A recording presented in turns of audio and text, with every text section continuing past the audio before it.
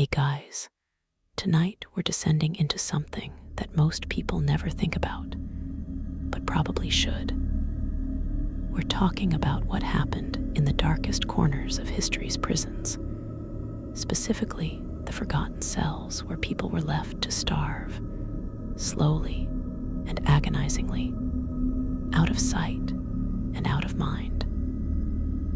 So before we go any further into this unsettling journey, take a moment to like the video and subscribe, but only if you genuinely enjoy what we do here. And let me know in the comments where you're tuning in from and what time it is for you.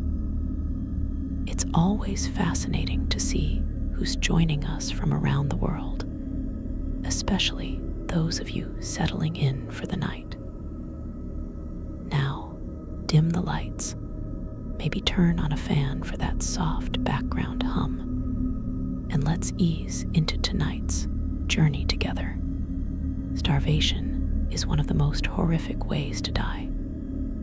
It's not quick. It's not merciful. It's a slow, systematic shutdown of the human body, a process that can take weeks or even months, depending on various factors.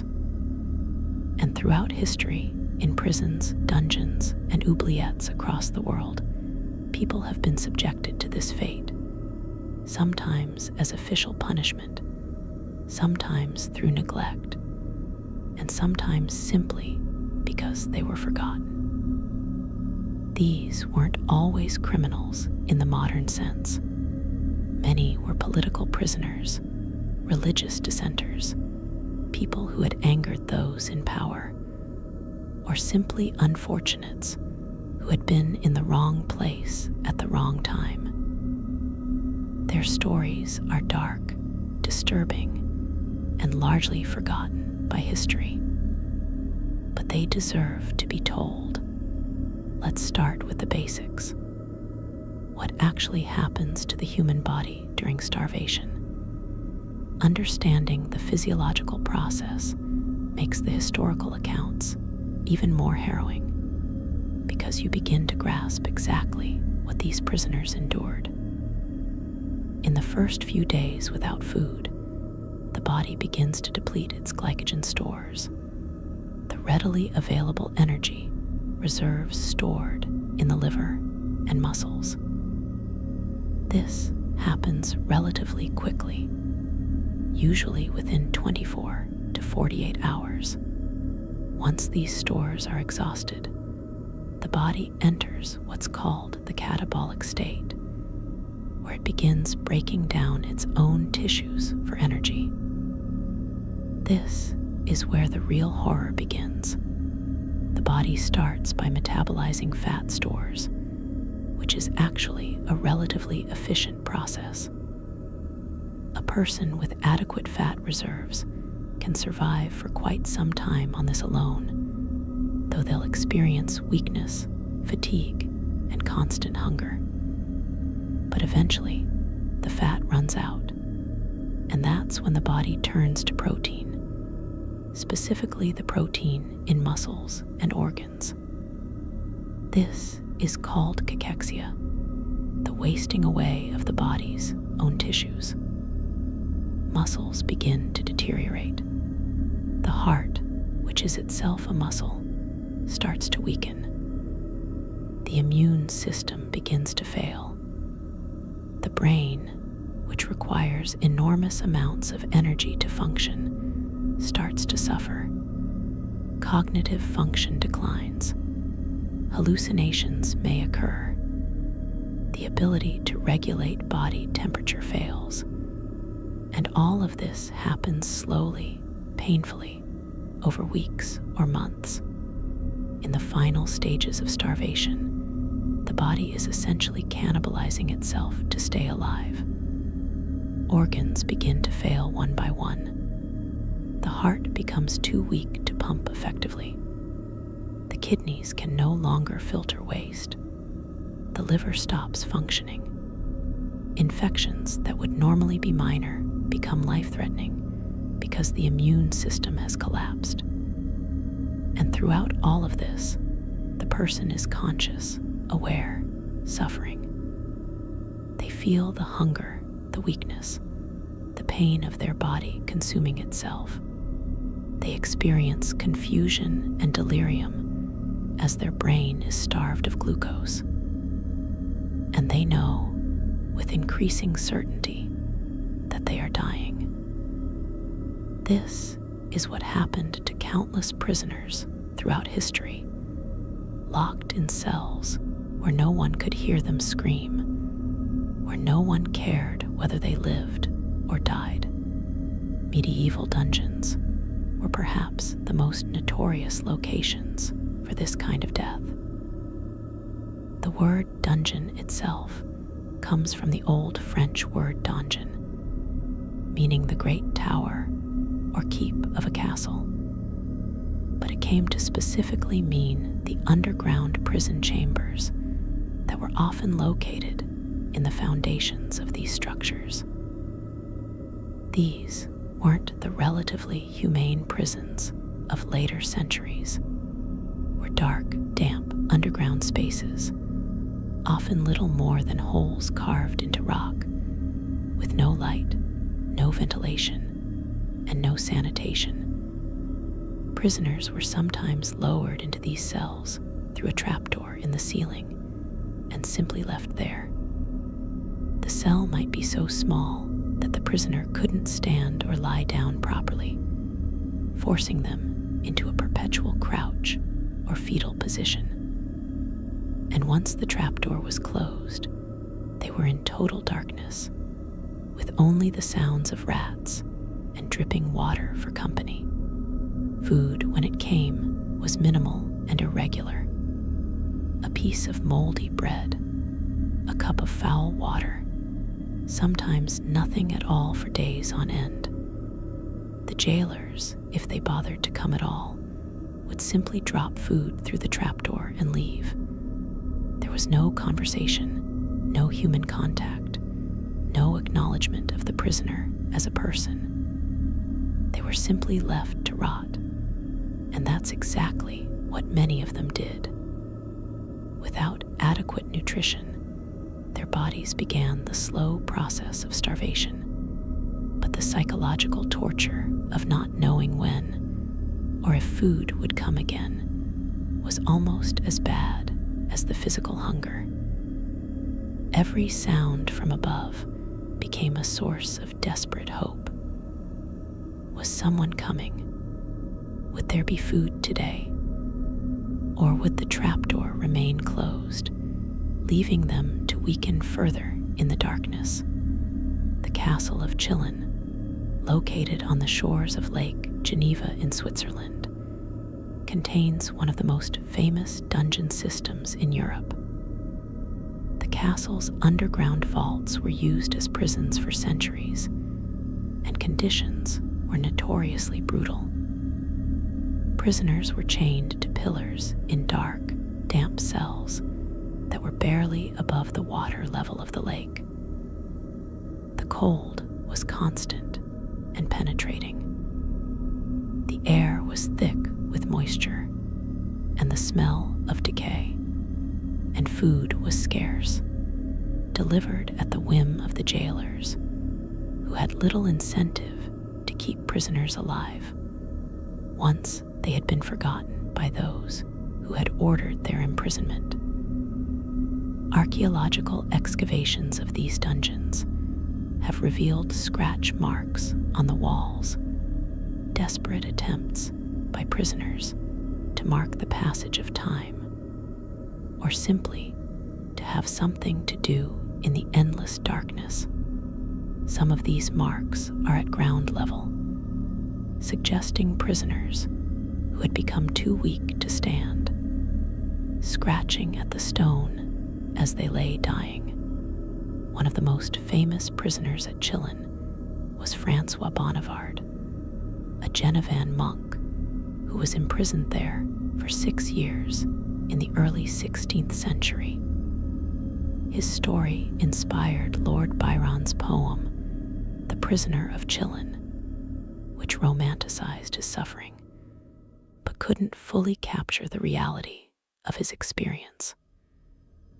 Bonnivard was chained to a pillar in the dungeon, able to move only a few steps in any direction. He lived in near total darkness, with minimal food and no companionship except the rats.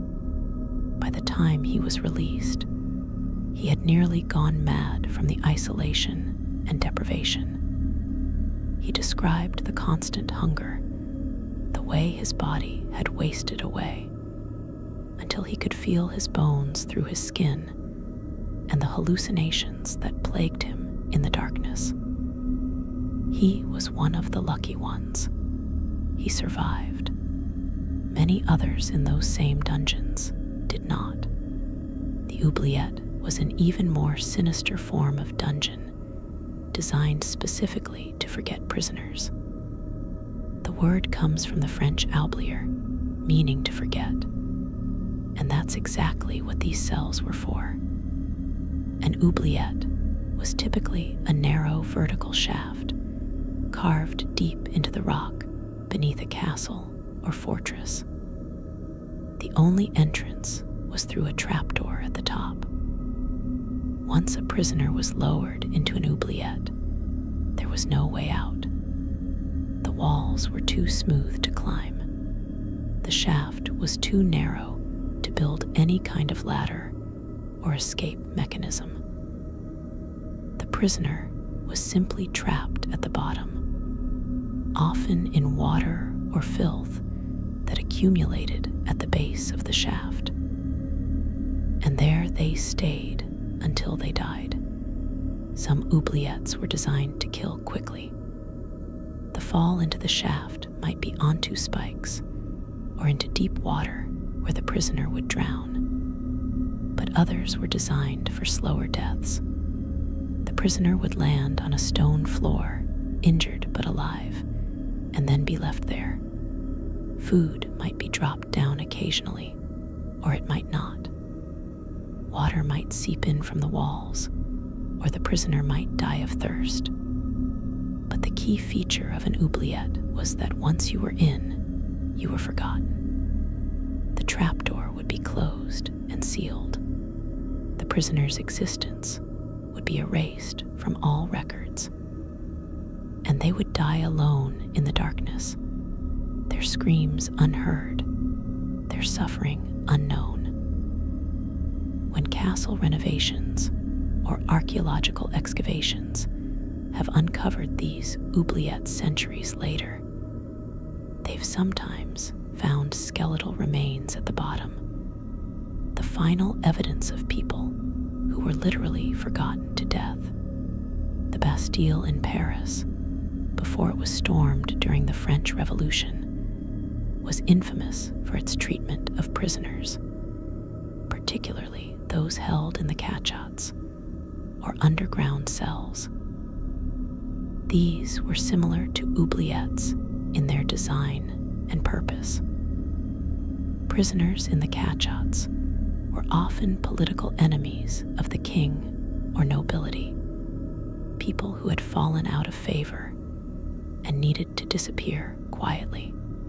They were taken to the Bastille under cover of darkness, led down into the underground levels, and locked in cells that were barely large enough to contain a human body. The cells were cold, perpetually damp, and infested with vermin. Food was scarce and of the poorest quality, and the prisoners were left there, sometimes for years, until they either died or were released if their political usefulness changed. One account from a Bastille prisoner who survived described the cachots as living tombs. He wrote about the darkness being so complete that he lost all sense of time, not knowing whether it was day or night, whether weeks or months had passed. He described the hunger as a constant, gnawing presence that dominated every thought. The daily ration, when it came, was a small piece of bread and a cup of water that tasted of rust and stone. It was enough to keep him alive, barely, but not enough to prevent his body from slowly wasting away. He wrote about losing his teeth, his hair falling out in clumps, his skin becoming paper thin and covered in sores that wouldn't heal. He described the psychological deterioration, the way his mind began to fracture under the combination of isolation, hunger, and darkness. By the time he was released, after 3 years in the catshot, he was unrecognizable even to his own family. He had aged decades in those 3 years, his body permanently damaged by malnutrition and neglect. The practice of starving prisoners wasn't limited to medieval Europe. Throughout Asia, particularly in Imperial China and feudal Japan, similar practices existed. In China, the practice of slow death by starvation was sometimes used as a form of execution for particularly heinous crimes, or for political prisoners whose public execution might cause unrest. The prisoner would be placed in a cell barely large enough to contain them, often in a cage that prevented them from standing or lying flat. Food would be provided, but in decreasing quantities each day. The first few days, they might receive a normal ration. Then it would be cut in half, then cut again, and again. The process could take months, during which the prisoner's body would slowly consume itself. This slow reduction was considered more cruel than simple starvation, because it gave the prisoner hope each day that they might receive more food, only to have that hope crushed when the ration arrived smaller than before. Chinese prison records from various dynasties contain matter-of-fact descriptions of prisoners who died of starvation.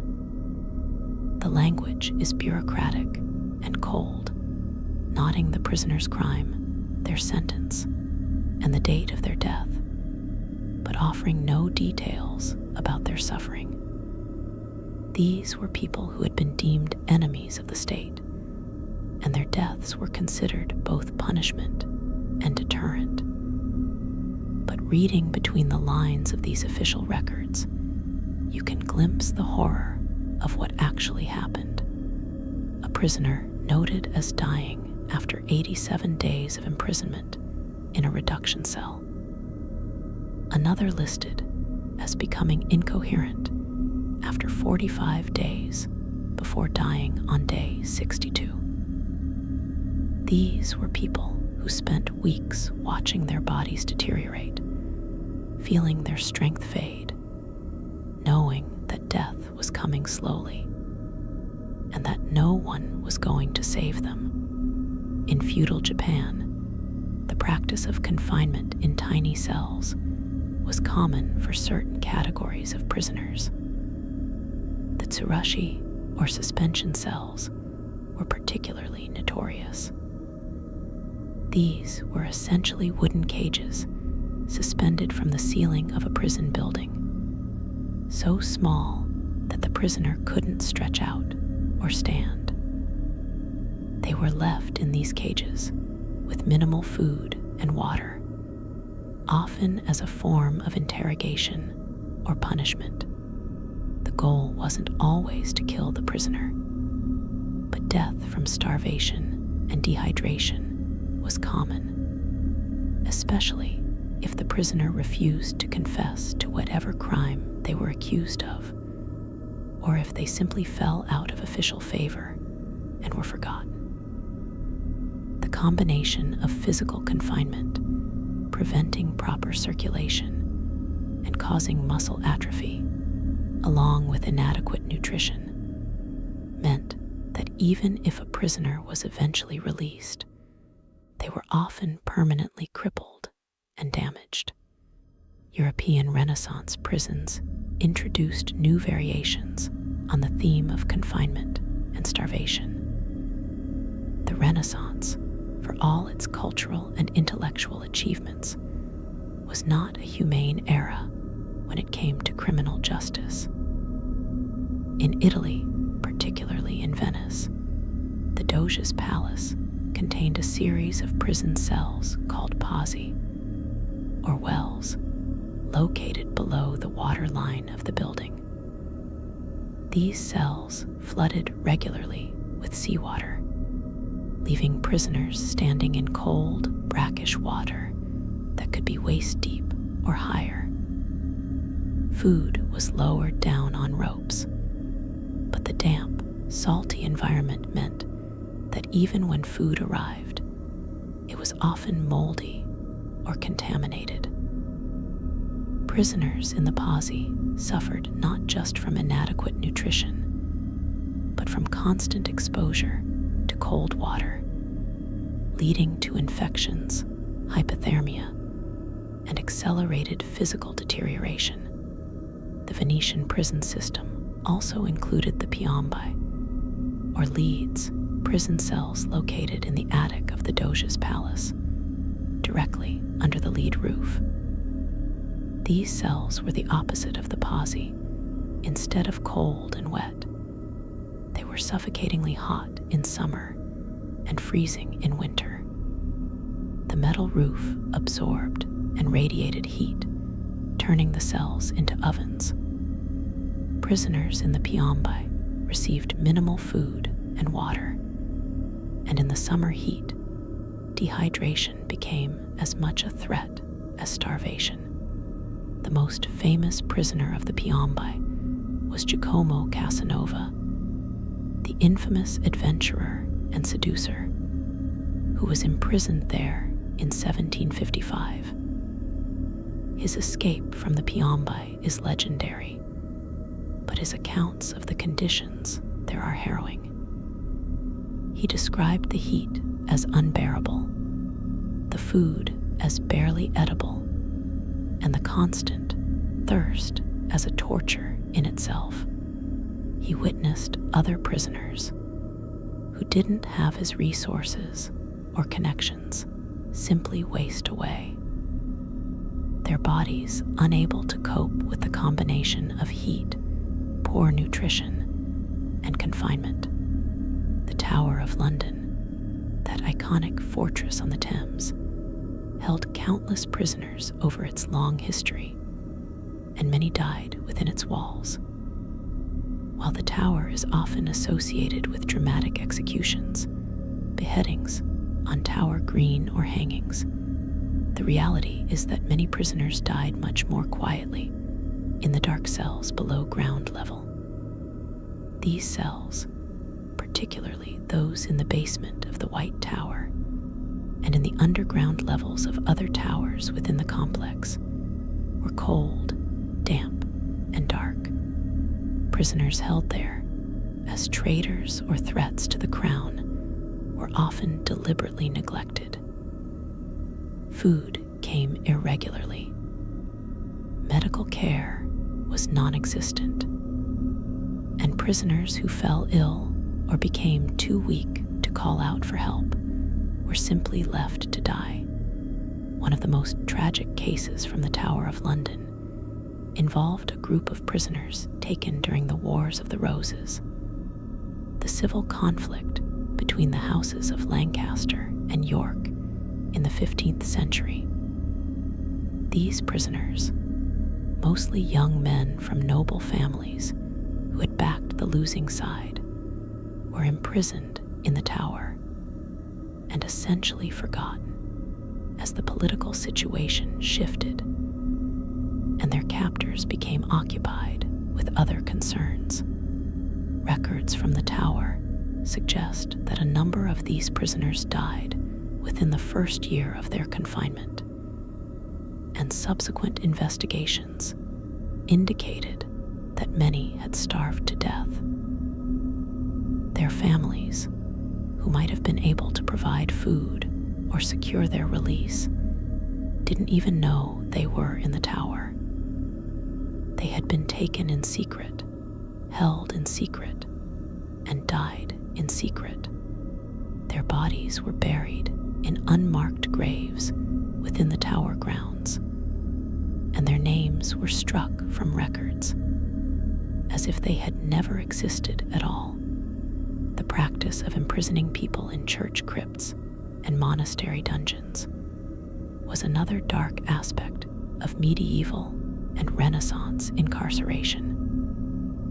Religious institutions had their own systems of justice, and priests, monks, or nuns who violated church law could be imprisoned in cells beneath churches or monasteries. These cells were often tiny, carved into the stone foundations of the building, with no light and minimal ventilation. Justification was that this was spiritual punishment, a chance for the prisoner to contemplate their sins in isolation before God.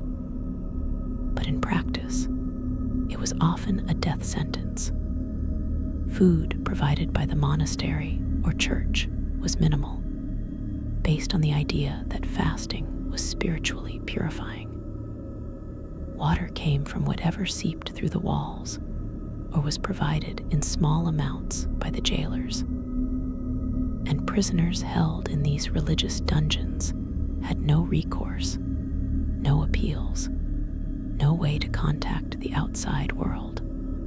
They were at the complete mercy of their religious superiors, who often had their own reasons for wanting certain individuals to quietly disappear.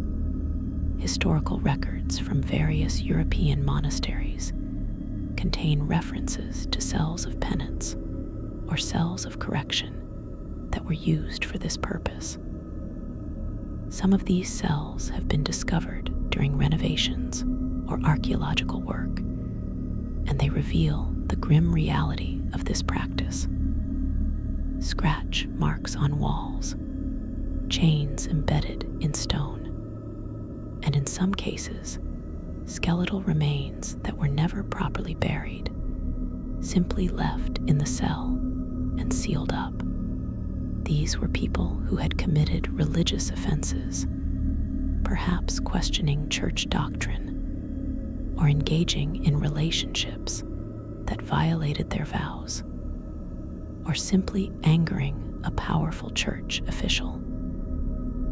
Their punishment was to be locked away and forgotten, to die slowly of hunger and neglect in the name of spiritual discipline. The Spanish Inquisition, that infamous institution that persecuted heretics and non-believers throughout Spain, and its colonies from the late 15th to the 19th century, also used starvation as a tool of interrogation and punishment. Prisoners held by the Inquisition were often placed in cells where food was deliberately withheld or provided in amounts just barely sufficient to keep them alive. The goal was to weaken them physically and mentally, making them more susceptible to interrogation and more likely to confess to heresy or other charges.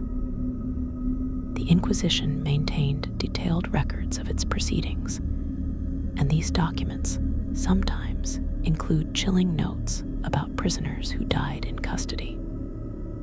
The cause of death was usually listed euphemistically as natural causes or failure to thrive, but the reality was often simple starvation or diseases related to malnutrition. One particularly disturbing aspect of Inquisition prisons was the use of graduated starvation as a form of psychological torture.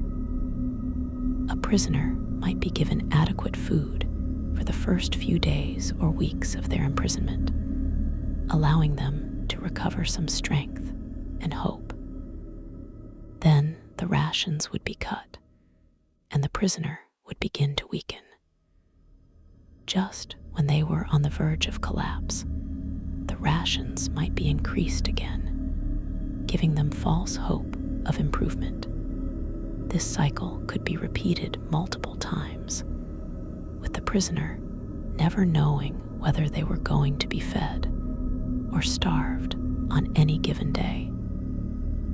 The psychological impact of this uncertainty, combined with the physical effects of fluctuating nutrition, was devastating.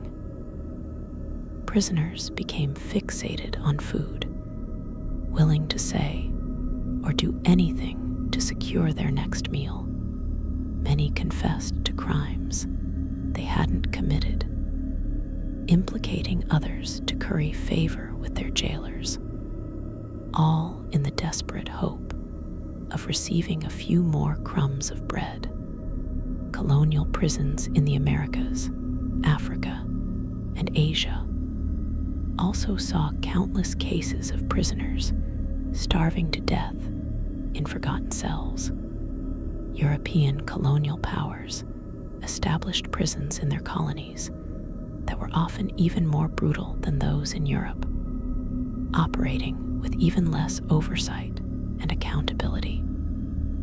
Indigenous people who resisted colonization, enslaved people who attempted escape, and political dissidents were thrown into these prisons and often simply forgotten. The colonial authorities had little interest in maintaining expensive prison populations, and food for prisoners was considered a low priority.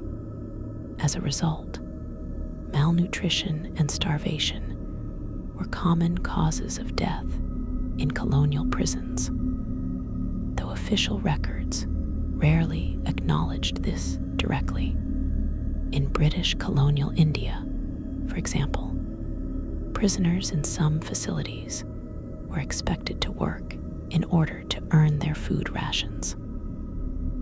Those who were too sick or weak to work received reduced rations or none at all, creating a death spiral where weakness from lack of food prevented work, which led to even less food, which caused further weakness. British colonial records contain scattered references to high mortality rates in certain prisons, with causes of death listed as disease or natural causes. But contemporary accounts from prisoners and visitors to these facilities tell a different story. They describe emaciated prisoners, walking skeletons who could barely move, begging for food that rarely came. They describe cells filled with the sick and dying, with bodies sometimes left for days before being removed. The reality of colonial imprisonment was often slow death by starvation and neglect, dressed up in bureaucratic language that obscured the human suffering involved. The French penal colonies, particularly Devil's Island off the coast of French Guiana, became notorious in the 19th and early 20th centuries for the brutal treatment of prisoners. And starvation was a constant companion to those condemned to serve time there. Devil's Island was part of a three-island system used by France to exile its most dangerous or politically inconvenient criminals. The conditions were deliberately harsh, designed not just to punish, but to ensure that few prisoners would ever return to France alive. The tropical climate, the disease-carrying insects, and the hard labor were all factors in the high mortality rate. But inadequate food was perhaps the biggest killer of all. Prisoners at Devil's Island were fed a basic ration that consisted mainly of rice, some vegetables when available, and occasionally a small portion of meat that was usually already rotting in the tropical heat. This diet was barely sufficient to sustain life under normal circumstances, but the prisoners were also forced to perform hard labor, clearing jungle, building roads, and working in the oppressive heat and humidity. The caloric expenditure far exceeded what they were taking in, and as a result, prisoners began to waste away almost from the moment they arrived. Within months, strong, healthy men would be reduced to skeletal figures, their bodies consuming their own muscle mass to stay alive. The prison authorities were well aware of this, but they considered it part of the punishment. If prisoners died, there were always more being sent from France to replace them. One of the most chilling aspects of Devil's Island was the catshot, the solitary confinement cells where prisoners who violated prison rules were sent for punishment. These cells were tiny, barely large enough for a man to lie down, with no windows and only a small grate in the door for ventilation. Prisoners in the catshot received even less food than the general population, often just a piece of bread and a cup of water per day. They could be kept in these cells for weeks or months at a time, depending on the severity of their infraction or the whim of the prison officials. Many prisoners emerged from the catshot permanently damaged, their bodies wasted from starvation, their minds broken from the isolation and hunger. And some never emerged at all, dying in the darkness and being carried out as corpses. The most famous prisoner of Devil's Island was Alfred Dreyfus, the French army officer wrongly convicted of treason in a case that became a major political scandal. Dreyfus was held on Devil's Island from 1895 to 1899, and while his treatment was somewhat better than that of common prisoners due to his military rank and the international attention his case received, he still suffered greatly from the inadequate food and harsh conditions. His letters and later memoirs describe the constant hunger, the way food dominated his thoughts, and the physical deterioration he experienced. He wrote about watching other prisoners around him dying from a combination of disease, exhaustion, and malnutrition, their bodies simply giving out under the strain. Dreyfus was eventually exonerated and released, but he never fully recovered from his time on Devil's Island, and he spent the rest of his life dealing with health problems that stemmed from those years of deprivation. Russian prisons under the Tsarist regime and later under the Soviet system were equally brutal when it came to feeding prisoners. The katorga, the system of penal labor camps in Siberia, sent millions of people into frozen exile over the centuries, and starvation was one of the primary methods by which prisoners were eliminated. The journey to Siberia alone often killed a significant percentage of prisoners, as they were marched hundreds or thousands of miles with minimal food and no medical care. Those who survived the journey arrived at the camps already weakened, and conditions in the camps themselves were designed to extract maximum labor while providing minimum sustenance. Prisoners in the katorga camps worked in mines, logging operations, and other brutal industries in temperatures that could drop to 40 or 50 degrees below zero. The daily food ration was calculated to be just enough to keep a prisoner alive if they were doing light work. But most prisoners were assigned to hard labor that burned far more calories than they were consuming. The staple diet was black bread, often moldy or mixed with sawdust to stretch the flour supply, along with a thin soup made from whatever vegetables were available, which in winter meant mostly cabbage and potatoes, if anything at all. Meat was almost non-existent. Fat, which is crucial for survival in extreme cold, was completely absent from the diet. As a result, prisoners' bodies had no reserves to draw on when working in the cold, and they began to freeze and starve simultaneously. The mortality rate in the Siberian katorga camps was staggering. In some camps during particularly harsh winters, 50% or more of the prison population would die before spring arrived. The bodies were often left where they fell, frozen solid, to be buried in mass graves once the ground thawed. Camp administrators kept meticulous records of deaths, but the causes were usually listed in vague terms: exhaustion, illness, natural causes, anything but the truth, which was that these people were being deliberately worked and starved to death.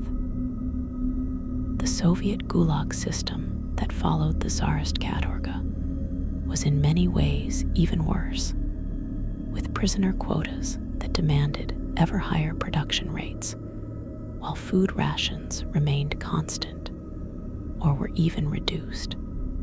Prisoners who failed to meet their work quotas had their rations cut further, creating a death spiral from which few escaped. One survivor of the Gulag, Alexander Solzhenitsyn, wrote extensively about the starvation and suffering he witnessed during his time in Soviet prison camps. His accounts describe prisoners so hungry that they would eat grass, bark, and even leather from their boots in desperate attempts to fill their stomachs. He wrote about men who became so obsessed with food that they could talk of nothing else, planning imaginary meals in meticulous detail, describing dishes they remembered from their lives before imprisonment. This fixation on food was a psychological response to extreme deprivation, a way for the mind to cope with the body's slow deterioration. Solzhenitsyn described watching men die from starvation, their bodies simply shutting down after months or years of inadequate nutrition. He noted that towards the end, the dying men would often become strangely calm, almost peaceful, as if their bodies had finally accepted what was happening and stopped fighting. The concentration camps of Nazi Germany represent perhaps the most systematic and deliberate use of starvation as a tool of extermination in modern history. While the gas chambers and mass shootings are more widely known, starvation was actually responsible for a significant portion of concentration camp deaths. Prisoners in camps like Auschwitz, Dachau, Buchenwald, and dozens of others were fed minimal rations that were calculated to slowly kill them. The daily diet typically consisted of a thin soup made from potato peelings or turnips, a small piece of bread, and occasionally a tiny portion of margarine or sausage. This amounted to somewhere between 700 and 1,300 calories per day, far below what was needed for survival, especially given the hard labor prisoners were forced to perform. The Nazi camp system operated on the principle of extermination through work, where prisoners were used as slave labor until they literally died from the combination of overwork and starvation. The SS guards and camp administrators understood exactly what they were doing. They kept detailed records of prisoner weights, tracking the steady decline as bodies consumed themselves. Medical experiments were conducted to determine the minimum amount of food needed to keep prisoners alive long enough to extract useful work from them. The goal was efficiency, maximizing labor output while minimizing the resources spent on keeping prisoners alive. It was industrial-scale murder disguised as prison administration. Survivor testimonies from the Nazi camps all describe the overwhelming, all-consuming nature of hunger. Primo Levi, an Italian chemist who survived Auschwitz, wrote that hunger dominated every thought, every conversation, every dream. Prisoners became obsessed with food, stealing scraps from garbage, trading their few possessions for an extra piece of bread, even resorting to eating things that weren't food at all in desperate attempts to fill their stomachs. Levi described the physical changes that starvation caused, the way prisoners became living skeletons, their skin stretched tight over bones, their eyes sunken deep in their skulls, their movements slow and painful as their muscles wasted away. He wrote about men who simply gave up, refusing to eat even the meager rations they received, accepting death as preferable to continued suffering. The other prisoners called them Muselmänner, a German term that roughly translates to Muslims, though its origin and exact meaning in this context remains debated.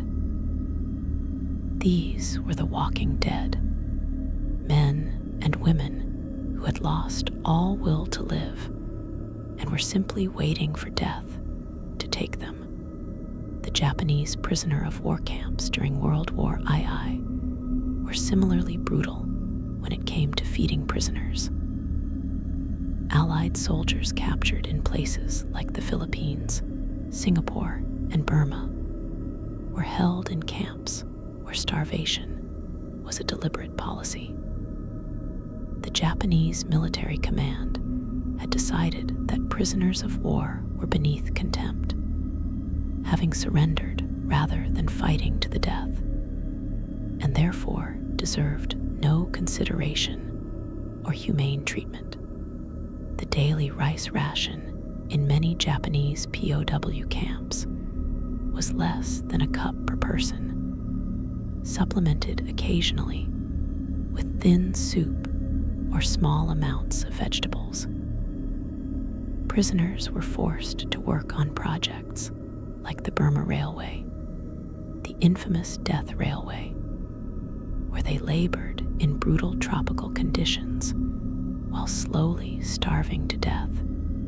Counts from survivors of Japanese POW camps describe conditions that rival anything seen in Nazi concentration camps.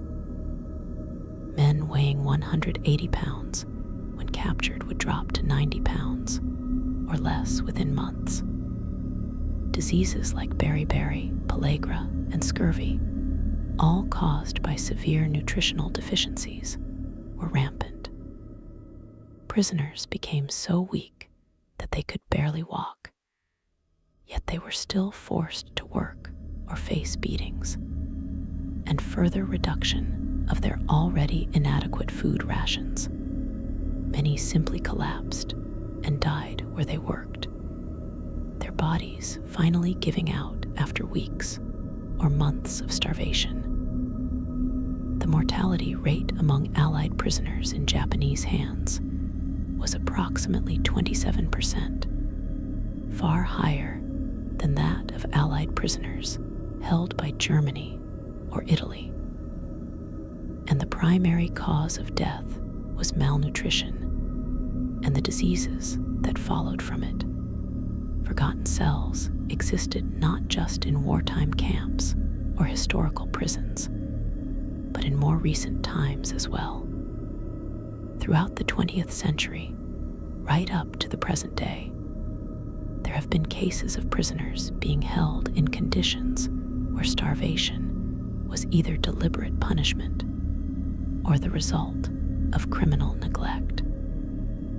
In many authoritarian regimes, political prisoners have been subjected to starvation as a means of breaking their will or simply eliminating them quietly, unlike the mass extermination of the Nazi camps or the brutal labor camps of the Soviet system. These modern cases often involve individuals or small groups who are isolated from the general prison population and deliberately forgotten. North Korean prison camps, the Kwanlai-so, are among the most brutal detention facilities operating today, and starvation is a routine part of life there. Defectors who have escaped from these camps describe a daily struggle for survival where the official food ration is so inadequate that prisoners must supplement it by catching rats, snakes, insects, or any other source of protein they can find. Prisoners work in mines, logging camps, and agricultural projects, performing back-breaking labor for 12 to 16 hours a day on a diet that consists mainly of corn and salt. Those who are too weak to work have their rations cut further, and they are often left in special punishment cells where they receive almost no food at all. These prisoners typically die within weeks, their bodies too damaged by prolonged malnutrition to recover even if food became available. The punishment cells in North Korean camps are essentially death cells, small concrete boxes where prisoners are sent for infractions like attempting escape, criticizing the regime, or failing to meet work quotas. In these cells, prisoners receive perhaps one meal every few days, usually just a handful of corn or a few spoonfuls of salt. They have no blankets, no heat, and in winter, the cold combines with starvation to kill within days or weeks. Survivors describe being able to hear the cries and moans of prisoners in nearby punishment cells, sounds that would gradually weaken and then stop as the prisoners died. The bodies would be removed and burned or buried in unmarked graves, and the cells would be cleaned out and prepared for the next occupants. It was a system designed to make people disappear completely, erasing them from existence, one forgotten prisoner at a time. Syrian government prisons during the civil war that began in 2011 have been documented by human rights organizations as sites of systematic starvation. Prisoners, particularly those accused of supporting rebel groups or criticizing the Assad regime were held in facilities where food was deliberately withheld as a form of torture and punishment. Photographs that were smuggled out of Syria by a defector, known as the Caesar photographs, showed thousands of bodies of prisoners who had died in custody, and forensic analysis of these images revealed that many showed clear signs of starvation. Emaciated bodies, visible ribcages, sunken faces, all the hallmarks of prolonged malnutrition. These weren't accidental deaths from supply problems or wartime shortages. They were the result of a deliberate policy to starve political prisoners. Survivors who were eventually released from Syrian government prisons described conditions that were almost medieval in their brutality. Cells designed for 20 prisoners would hold 100 or more, with barely enough room for everyone to sit, let alone lie down. Food came once a day, if at all, and consisted of a small piece of bread and perhaps some olives or a spoonful of rice. Prisoners were kept in these conditions for months or years, with no access to medical care, no communication with the outside world, and no knowledge of whether they would ever be released or simply left to die. Many prisoners developed psychological disorders from the combination of starvation, overcrowding, and constant fear. They described becoming animalistic in their desperation for food, fighting over crumbs, eating insects that crawled into the cells, and drinking water that was contaminated with sewage, because it was the only water available. The privatization of prisons in the United States and other countries has led to a different kind of neglect, one driven by profit motives rather than political ideology. Private prison companies are paid per prisoner by government contracts, and their profit margin depends on minimizing costs.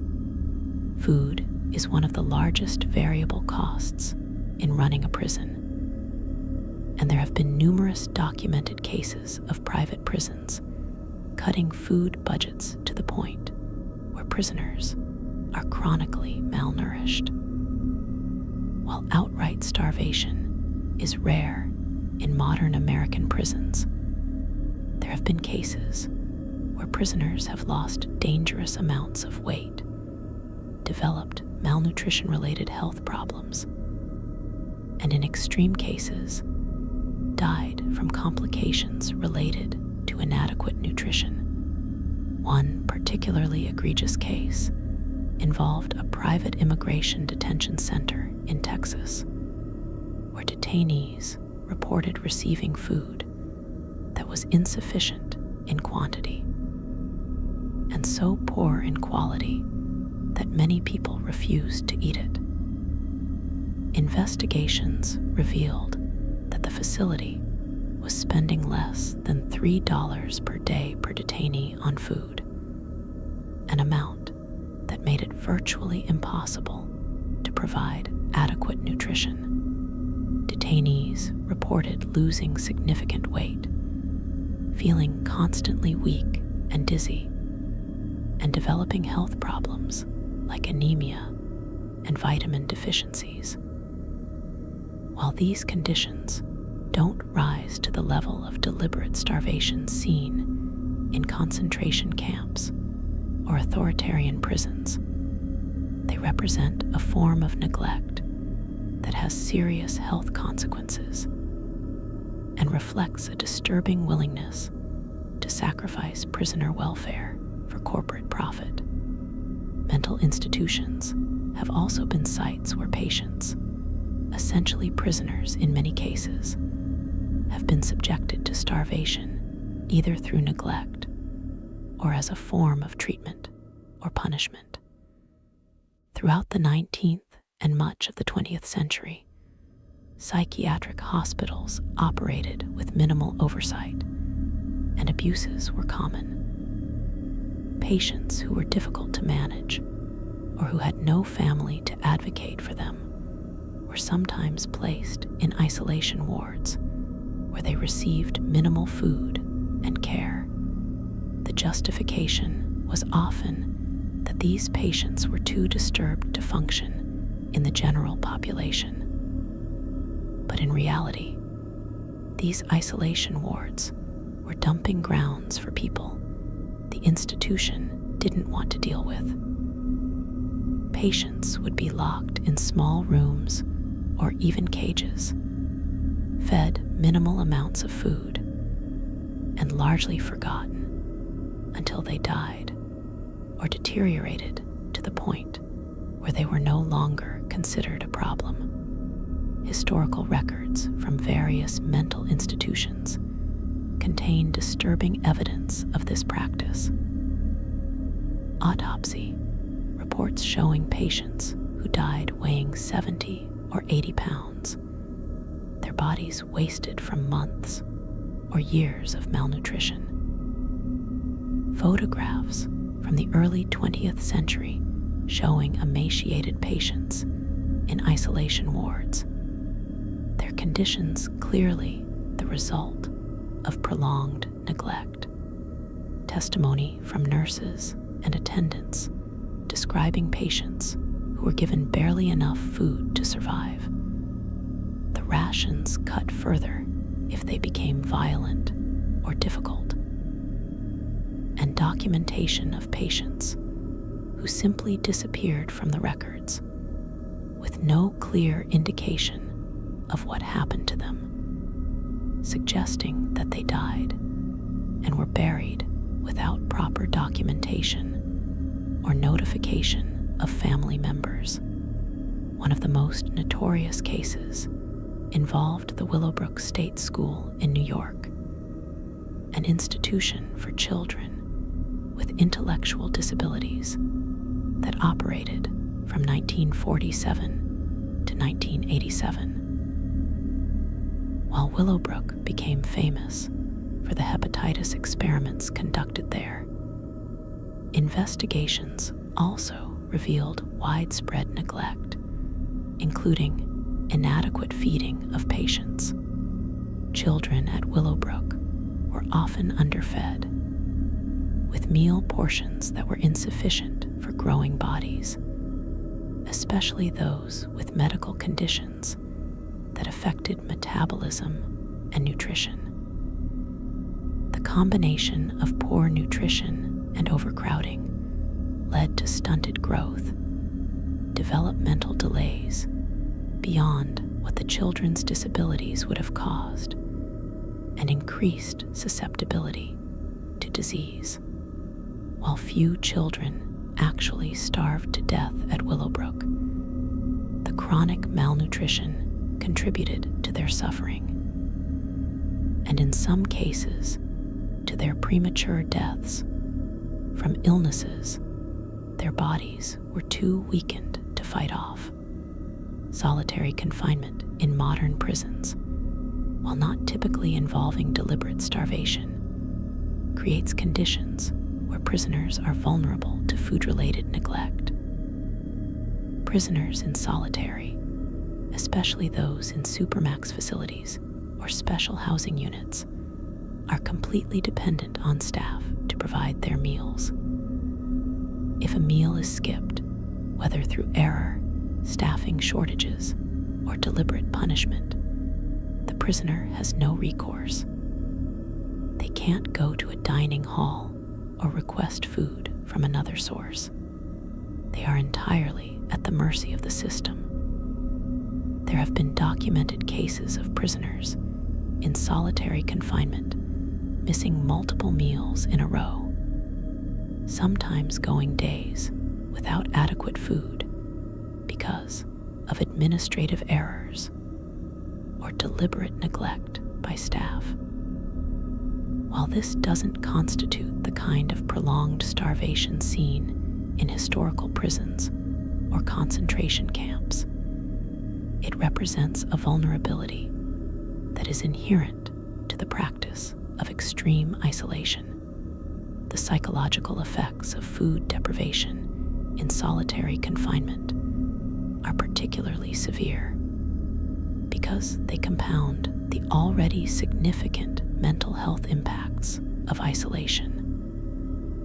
Prisoners in solitary who experience food insecurity, never knowing for certain when or if their next meal will arrive, develop anxiety, paranoia, and obsessive thoughts about food that are similar to those described by concentration camp survivors. The difference is one of degree rather than kind.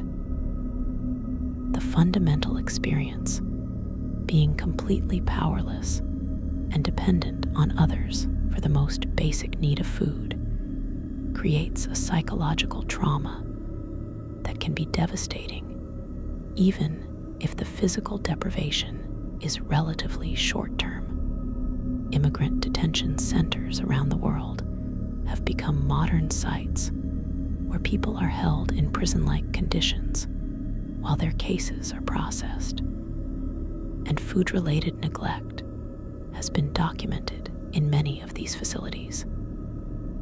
Detainees are often held for months or even years, while their asylum claims or deportation cases make their way through bureaucratic systems. And during this time, they are entirely dependent on the detention facility for food.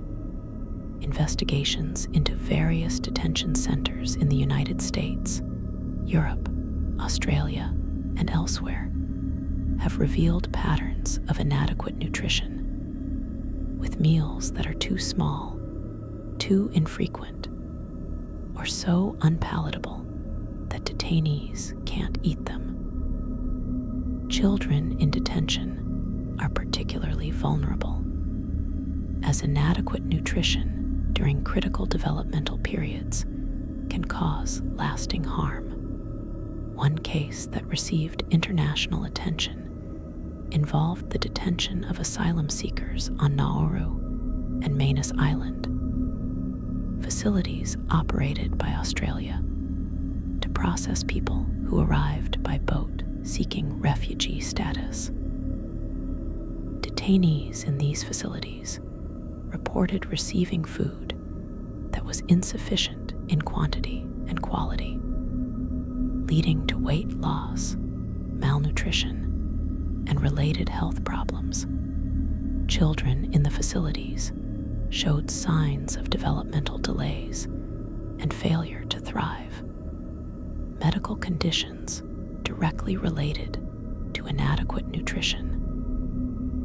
While the Australian government maintained that food provision met minimum standards, independent medical assessments told a different story, documenting malnutrition rates that would be unacceptable in any civilized society. The situation was complicated by the remote location of the facilities and the limited oversight, creating conditions where neglect could occur with little outside scrutiny. The experience of hunger in these various prison contexts, whether historical or modern, shares common psychological features that have been documented by survivors and researchers. The first is the overwhelming nature of hunger as it progresses from temporary discomfort to chronic starvation. In the early stages, hunger is simply an unpleasant sensation, annoying in the stomach, weakness, difficulty concentrating. But as starvation continues, hunger becomes all-consuming, dominating every thought and dream. Prisoners describe becoming unable to think about anything except food, planning elaborate imaginary meals, remembering in vivid detail every meal they had ever eaten, obsessing over tiny scraps or crumbs. This mental fixation is a psychological defense mechanism, a way for the mind to cope with the body's desperate need for sustenance.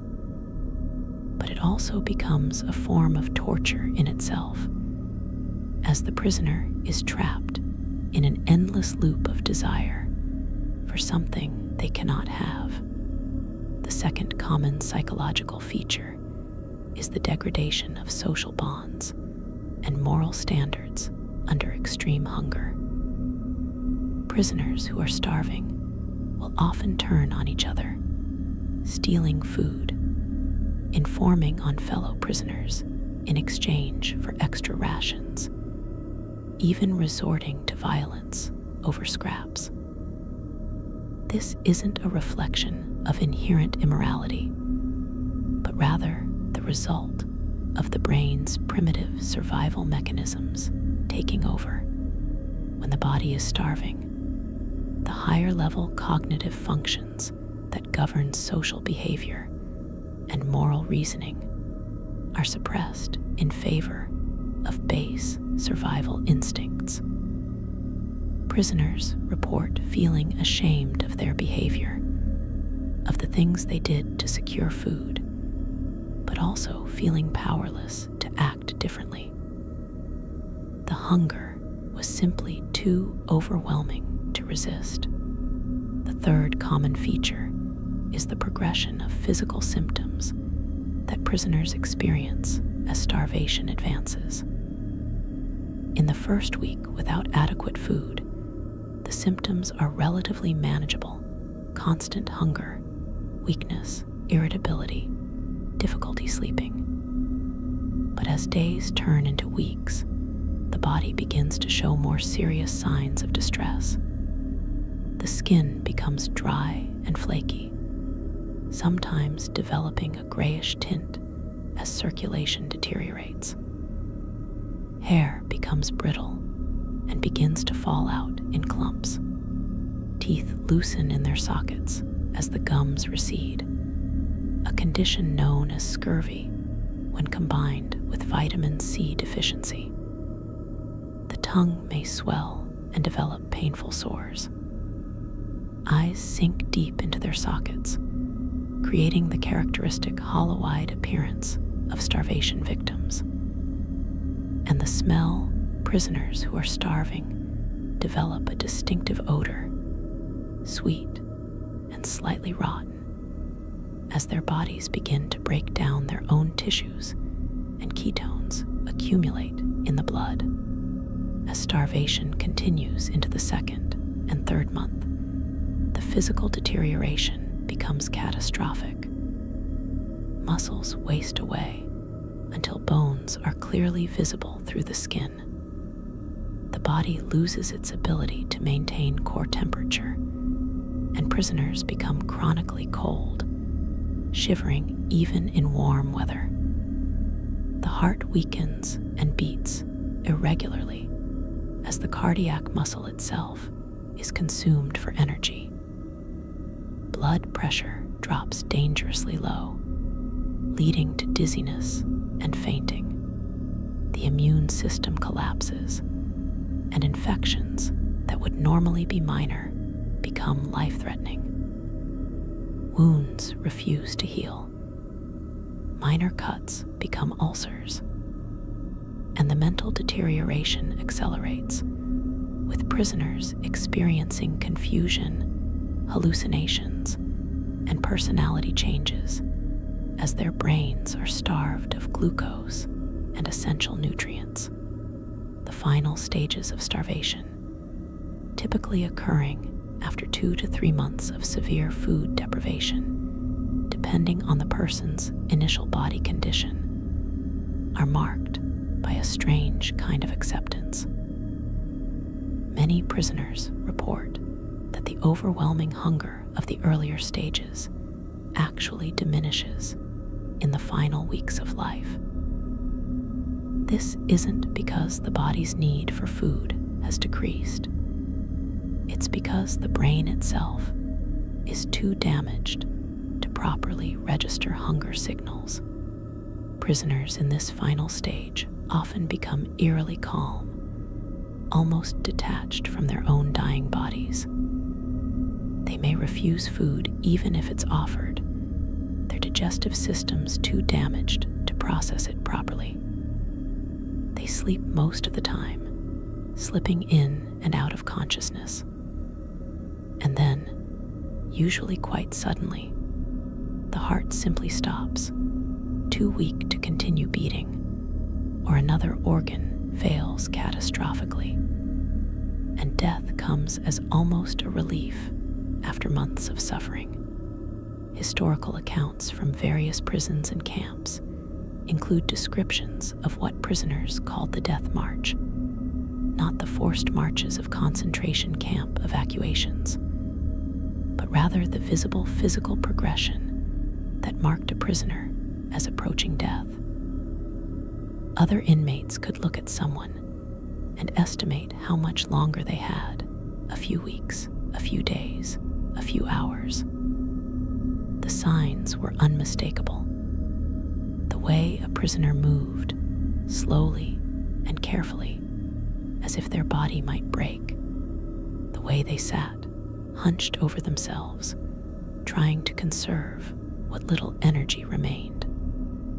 The way their eyes became unfocused and distant, as if they were already looking at something beyond the visible world.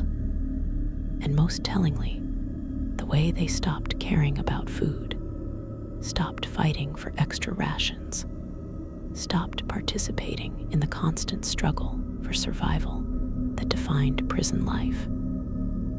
When a prisoner reached this stage, everyone knew they were watching someone die, and there was nothing to be done about it. The role of water in these starvation scenarios deserves particular attention, because in many prison contexts, water deprivation was combined with food deprivation to accelerate death or break prisoners' resistance. The human body can survive for weeks without food, drawing on stored fat and eventually muscle tissue for energy. But without water, death comes in a matter of days, usually 3 to 5 days under normal conditions, faster in hot environments, or when the person is working hard. Prison authorities throughout history understood this, and deliberate water deprivation was used as a torture technique and execution method. Prisoners would be placed in cells without water, or given water so contaminated with salt or filth that drinking it actually accelerated dehydration.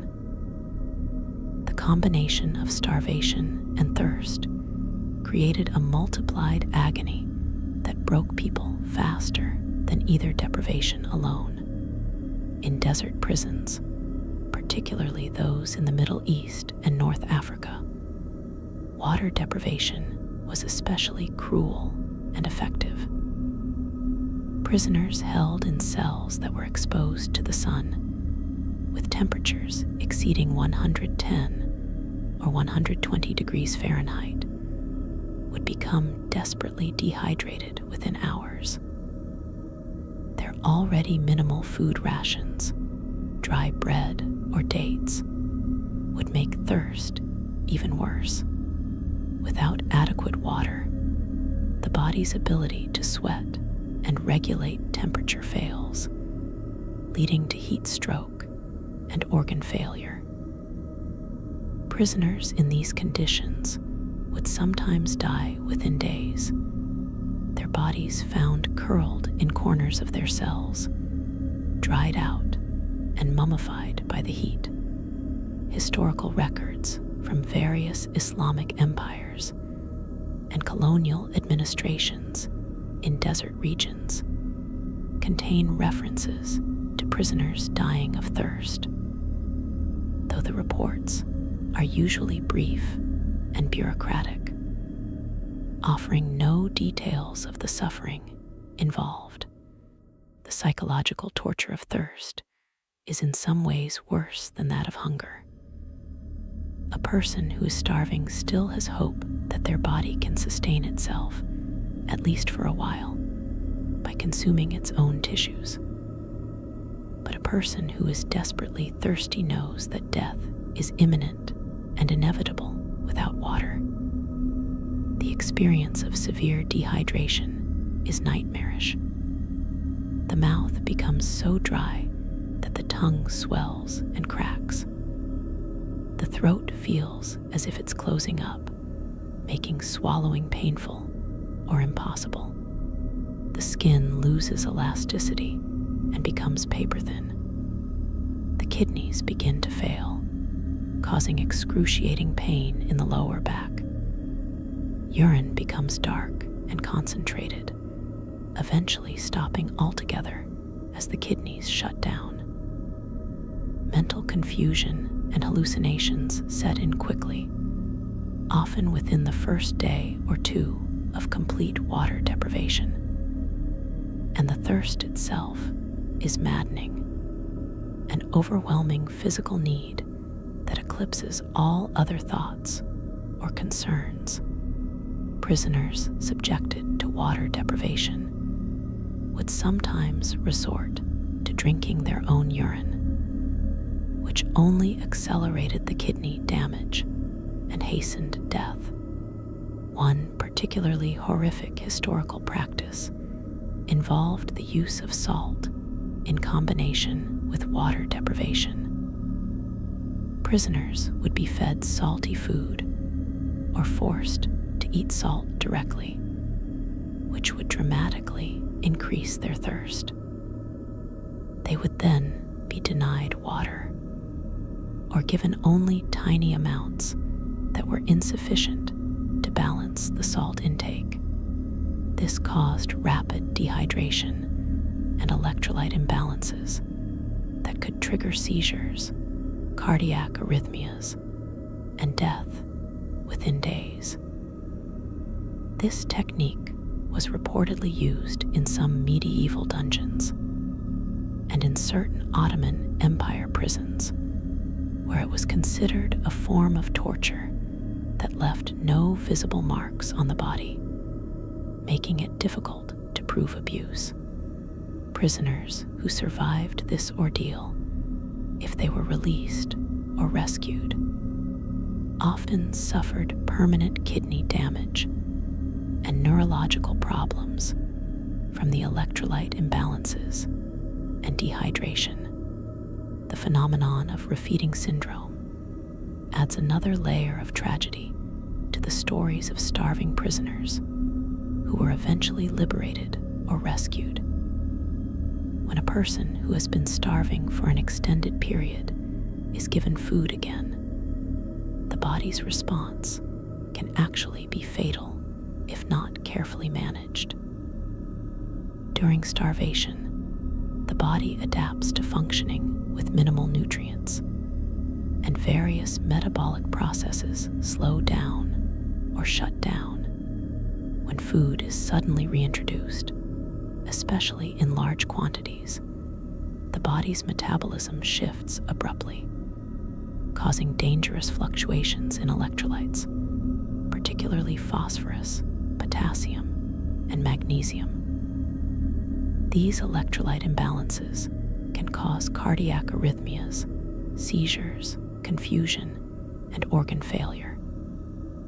The heart, already weakened from months of starvation, may not be able to handle the sudden metabolic demands, and the person can die even as they're being fed and treated. This cruel irony has been documented in numerous contexts. When Nazi concentration camps were liberated by Allied forces in 1945, well-meaning soldiers immediately began distributing food to the starving prisoners. Rich foods like chocolate, canned meat, and other high-calorie items were given to people whose digestive systems were too damaged to handle them. Many prisoners died in the days and weeks following liberation, not from starvation, but from refeeding syndrome and the complications of suddenly eating rich food after months or years of near starvation. Medical personnel who arrived later tried to implement controlled refeeding protocols, giving prisoners very small amounts of bland, easily digestible food, and gradually increasing the quantity and richness over weeks or months. But for many, the intervention came too late, and their bodies simply couldn't recover from the prolonged damage. The same pattern occurred when Japanese POW camps were liberated in 1945. Allied prisoners who had survived years of starvation and brutal treatment were suddenly given access to food, and some ate themselves to death, their shrunken stomachs rupturing or their systems going into shock from the sudden nutritional influx. Survivors reported the terrible irony of watching comrades who had endured years of imprisonment die just as freedom arrived, victims of the very food that should have saved them. This taught military and humanitarian organizations hard lessons about the proper protocols for treating starvation victims, lessons that are still applied today in famine relief and refugee situations. The children of starving prisoners represent a particularly heartbreaking category of victims. Throughout history, women have been imprisoned alongside men or in separate women's prisons, and sometimes these women were pregnant when arrested or became pregnant while imprisoned, either through conjugal visits in rare cases or, more commonly, through rape by guards. These pregnant women, already malnourished themselves, were expected to somehow grow and nourish a baby while receiving completely inadequate food rations. The result was predictable and tragic. High rates of miscarriage and stillbirth, bobbies born severely underweight and developmentally compromised, infants who died within days or weeks of birth because their mothers had no milk to feed them, or because the milk itself was nutritionally inadequate. In some prison systems, bobbies born to imprisoned mothers were allowed to stay with them for a period of time, usually a few months to a few years, depending on the jurisdiction and time period. These prison bobbies suffered terribly from the malnutrition that affected their mothers. They failed to thrive, remaining underweight and developmentally delayed. They were more susceptible to disease and infection, and they were growing up in the same dark, cold, filthy cells that housed their mothers, surrounded by suffering and death from their first moments of life. Many didn't survive their first year. Those who did were often removed from their mothers and placed in orphanages or similar institutions where conditions were frequently just as bad or worse. These children, if they survived to adulthood, carried the physical and psychological scars of their early malnutrition for the rest of their lives.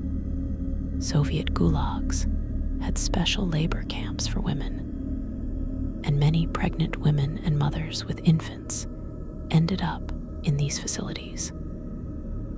The conditions were brutal, with pregnant women expected to continue performing hard labor right up until they gave birth. The food rations were the same as for other prisoners, completely inadequate for a woman trying to grow a baby. Bobbies born in the gulags had extremely high mortality rates, with some camps reporting that 90% or more of infants died before their first birthday. The women themselves often died in childbirth or shortly afterward, their bodies too weakened by malnutrition to survive the physical trauma of giving birth. Those who survived and were eventually released carried guilt and grief over the bobbies they had lost. Children who never had a chance at life because of when and where they were born. The practice of keeping prisoners on the edge of starvation, giving them just enough food to stay alive, but not enough to regain strength, was a calculated strategy in many prison systems. This state, sometimes called semi-starvation, was particularly insidious because it could be maintained indefinitely, keeping prisoners weak and compliant without causing the obvious mass deaths that might attract outside attention or intervention. Prisoners in semi-starvation remained alive, could even perform light labor, but were too weak to resist, too foggy-minded to plan escapes or organize resistance, and too focused on daily survival to think about anything beyond their next meal. This made them ideal prisoners from the authorities' perspective, alive enough to be useful, but too broken to be dangerous. The Minnesota starvation experiment, conducted during World War II, provides scientific insight into what prisoners in semi-starvation conditions experienced. This was a controlled study where volunteers were placed on a diet of approximately 1,570 calories per day for 6 months, roughly half of what the body needs for normal functioning. The goal was to understand the effects of starvation and develop better protocols for treating famine victims and liberated prisoners after the war. The results were illuminating and disturbing. The men in the study experienced extreme physical and psychological changes.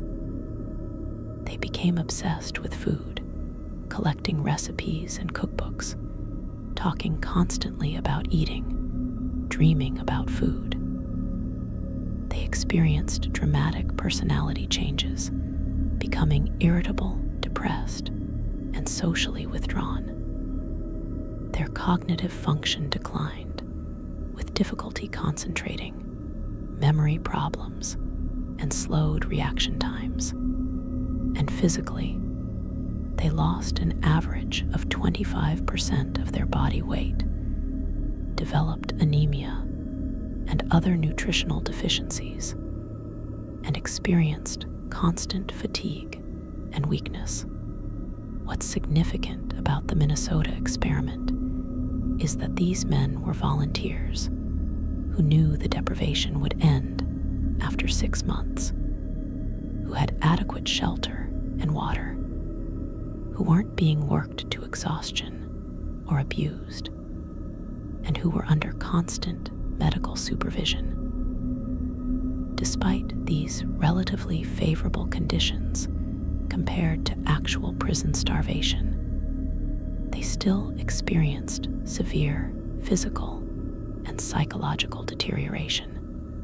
This gives us a baseline for understanding just how much worse the experience must have been for actual prisoners who were starving in dark, cold, filthy cells with no end date in sight, no medical care, and often combined with physical abuse, disease, and the psychological torture of isolation or overcrowding.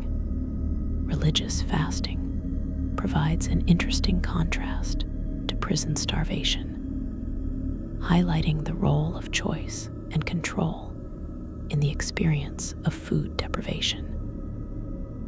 Many religions include periods of fasting as spiritual practice, from the month-long dawn to dusk fasting of Ramadan in Islam to the 40-day Lenten fast in Christianity, to various fasting practices in Buddhism and Hinduism. These religious fasts are undertaken voluntarily, usually involve partial rather than complete food restriction, and are culturally supported and given positive meaning.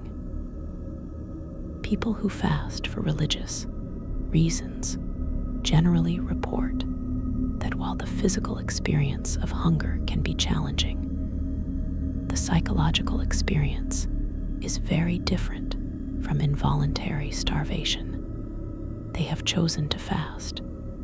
They can end the fast if they need to, and the hunger has spiritual significance that makes it meaningful rather than purely suffering. This contrast illuminates what made prison starvation so uniquely terrible. It wasn't just the physical deprivation, though that was certainly bad enough. It was the complete lack of control, the knowledge that the hunger would continue indefinitely, the absence of any meaning or purpose to the suffering, and the psychological torture of being completely dependent on others for the most basic necessity of life. Prisoners couldn't end their starvation by choosing to eat. They couldn't even predict when or if their next meal would come. They were reduced to the status of helpless infants, except that infants have caregivers who want them to survive, while starving prisoners had jailers who were either indifferent to their survival or actively trying to kill them slowly. The economic motivations behind prison starvation deserve examination, because in many cases, the inadequate feeding of prisoners wasn't primarily about cruelty or punishment, but about money. Prisons have always been expensive to operate, and feeding prisoners has always been one of the major costs. Throughout history, various systems have been implemented to minimize this cost, often with devastating results for the prisoners. In some cases, prisons were privatized, with contractors bidding for the right to run the facility and pocket any money they could save. These contractors naturally sought to minimize expenses, and food was an easy target.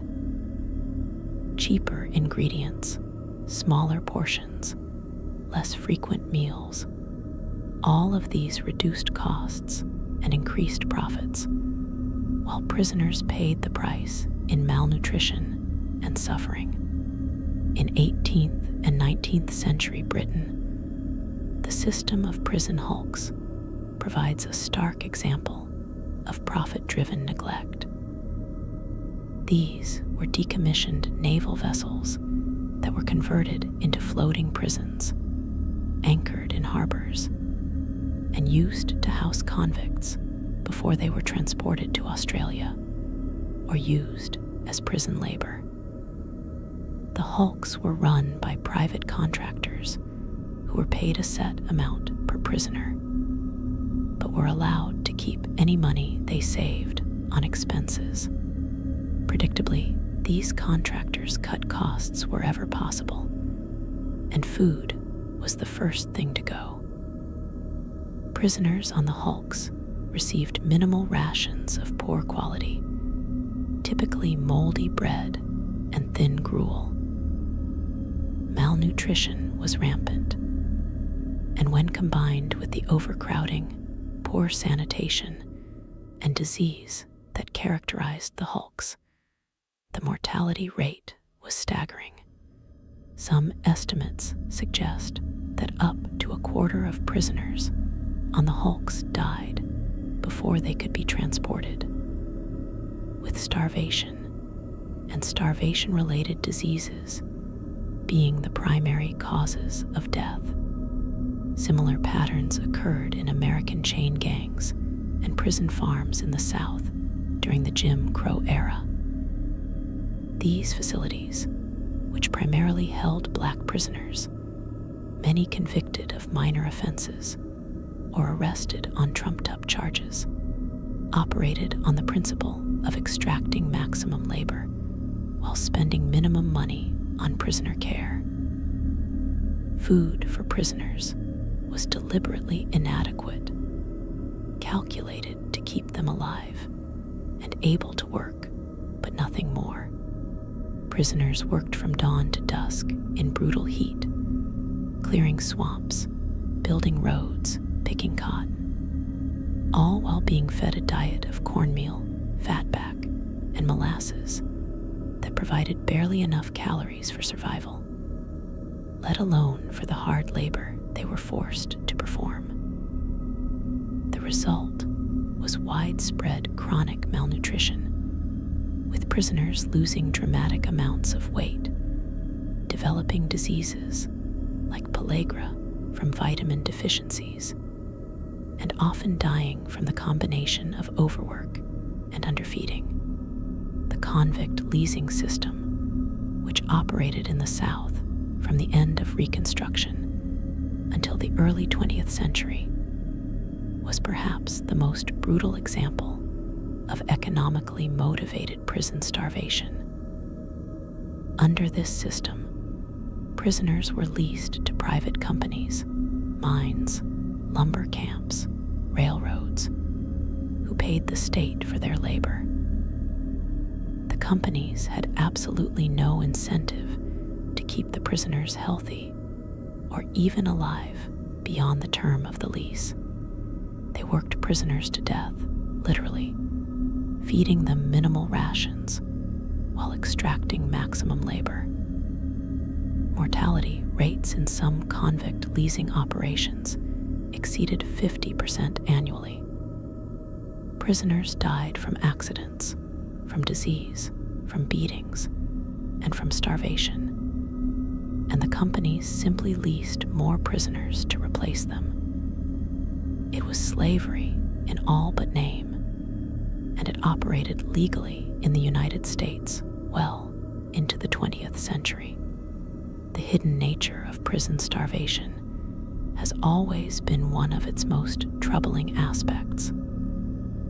Unlike public executions or torture, which happen where witnesses can see and potentially intervene, or at least bear witness, starvation in prison cells happens behind locked doors and stone walls, invisible to the outside world. Prisoners can scream, but no one hears. They can waste away, but no one sees. And when they die, their deaths can be attributed to disease or natural causes, with no mention of the months of starvation that actually killed them. This invisibility has allowed prison starvation to continue throughout history with minimal accountability or public outcry.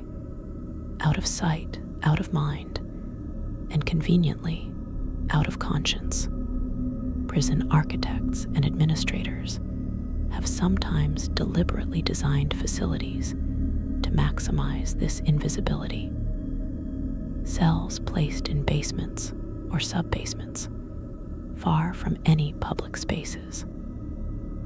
Wings of prisons that are off-limits to visitors or inspectors.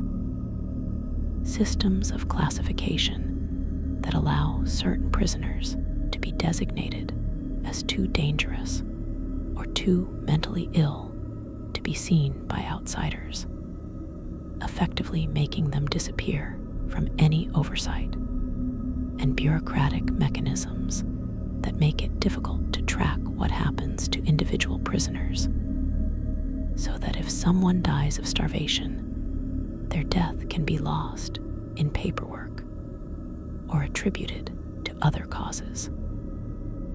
These systems of invisibility and unaccountability have enabled terrible abuses, including the slow starvation of prisoners who are kept just out of sight enough that no one notices or cares. The few cases where prison starvation has been documented and prosecuted provide glimpses into how common and how hidden this practice has been. In 2003, in Florida, a mentally ill prisoner named Randy Webster died after being denied food for multiple days while held in solitary confinement. His weight at death was 77 pounds, down from over 140 pounds when he entered the facility months earlier.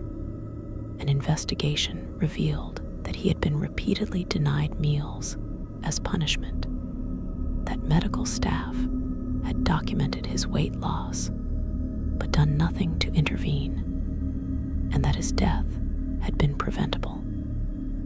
Several staff members were charged with negligence, though most received minimal punishment. This case only came to light because Webster's family pushed for an investigation. How many similar cases have occurred with no one to demand answers, no investigation, no accountability? In 2016, in Alabama, a prisoner named Matthew Ajibade died after being held in restraints in an isolation cell for hours.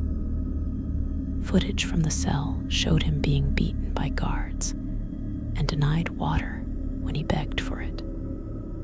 He had been arrested during a manic episode, clearly in need of mental health treatment, not incarceration.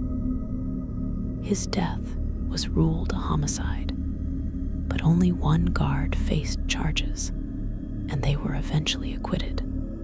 Again, this case only became public because of family advocacy and because surveillance footage existed.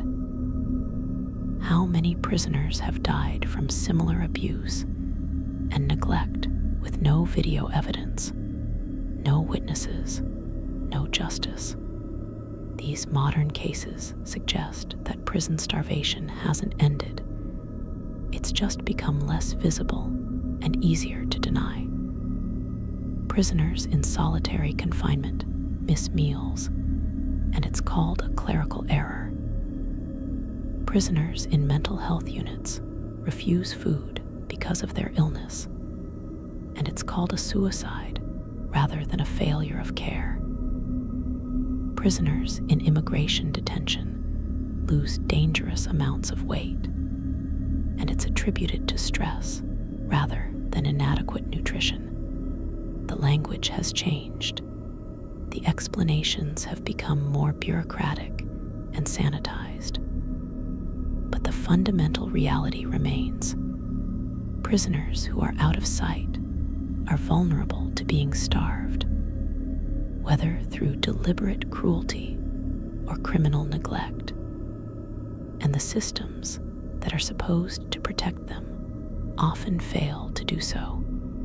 The long-term health consequences for prisoners who survive starvation are severe and often permanent. Even if someone is eventually released or rescued after a period of severe malnutrition, their body may never fully recover. The damage to organs, particularly the heart, kidneys, and liver, can be irreversible. The weakening of bones from calcium deficiency leads to osteoporosis, and increased fracture risk for the rest of their life. The damage to the digestive system, including the stomach lining and intestines, can cause chronic pain and difficulty eating even after food becomes available. The immune system may remain compromised, leaving the person vulnerable to infections and illnesses. And neurological damage from prolonged inadequate nutrition can cause cognitive problems, memory issues, and difficulty with executive function that persist for years or permanently. Psychologically, survivors of prison starvation often struggle with what we now recognize as post-traumatic stress disorder, though historically this wasn't understood or treated. Survivors report nightmares about being back in the cell, starving again. They experience anxiety around food, either hoarding it compulsively out of fear that it will be taken away, or being unable to eat normally because of associations between food and their trauma. Many develop eating disorders. Paradoxically, either overeating or restricting food intake as a way of trying to exert control over something that was completely controlled by others during their imprisonment, and the psychological impact of having been deliberately starved by other humans, the violation of trust and basic humanity that this represents can create lasting difficulties with relationships and a pervasive sense that the world is fundamentally unsafe and people are fundamentally cruel. The testimony of survivors provides the most powerful and haunting accounts of what prison starvation actually feels like from the inside. These first-hand narratives cut through the dry statistics and bureaucratic records to reveal the human experience of slowly dying from hunger in a cell. Survivors consistently describe certain experiences that transcend cultural and historical differences. The way time becomes distorted when you're starving, with hours feeling like days and days blurring together into an endless present of hunger. The way your personality seems to fragment, with part of you observing your own deterioration with detached fascination, while another part screams in hunger and fear. The way you begin to have conversations with people who aren't there, your mind conjuring companions to break the terrible isolation, and the way food becomes not just a desire, but an obsession, a need so overwhelming that it eclipses everything else you once cared about. Love, dignity, morality, all of it secondary to the desperate hunger. One survivor of a Soviet gulag camp described how he and his fellow prisoners would spend hours every evening lying on their bunks discussing food. They would describe in excruciating detail meals they had eaten years earlier, remembering the taste, the texture, the smell of specific dishes. They would plan elaborate imaginary feasts, deciding on menus, discussing recipes, describing how they would prepare each course. This fantasy food became more real to them than the actual watery soup and black bread they were given. The survivor noted that even decades after his release, he couldn't think about those discussions without feeling a phantom echo of that desperate hunger, a psychological scar that never fully healed He also noted, with obvious shame even in his old age, how he had once stolen a piece of bread from a dying prisoner's pocket, how the hunger had made him do something he would have considered unthinkable in his previous life, and how he still carried guilt over that theft more than 40 years later. Another survivor, this one from a Japanese POW camp in Burma, described the progression of starvation with clinical detail that somehow made it even more horrifying. He had been a doctor before the war, and he observed his own body's deterioration with professional interest, even as he suffered through it. He noted how his body began to consume its fat stores first, how he could feel the contours of his body changing as the padding disappeared. Then he described feeling his muscles weaken and shrink, how tasks that had been easy became exhausting, how eventually he couldn't even lift his arms above his head. He documented the emergence of edema, the swelling in his legs and feet caused by protein deficiency, how his skin would hold the impression of his fingers when he pressed on it. He noted the failure of his night vision as vitamin A deficiency damaged his retinas, and he described the strange cognitive changes, the difficulty forming coherent thoughts, the memory lapses, the moments of confusion where he couldn't remember his own name or where he was. He survived, barely, but he noted that many of his fellow prisoners reached a point where they simply lost the will to continue and allowed themselves to die, their bodies finally released from the suffering. The writings of Primo Levi, the Italian chemist who survived Auschwitz, contain some of the most powerful descriptions of starvation psychology ever recorded. Levi wrote about how hunger reduced him and his fellow prisoners to a state that was barely human, how the constant focus on food left no mental space for anything else. He described the bread ration as the center of existence, how prisoners would eat half and save half, carrying the saved portion in their pockets and constantly checking to make sure it hadn't been stolen, touching it obsessively like a talisman. He wrote about prisoners who would trade their bread for cigarettes, choosing the temporary relief of nicotine addiction over the nutritional value of food, and how these men died faster than the others. He described the painful decision of whether to eat your bread ration immediately or save it for later, how either choice carried its own risks and anxieties. Immediate eating meant relief from the gnawing hunger, but also meant facing the rest of the day with nothing.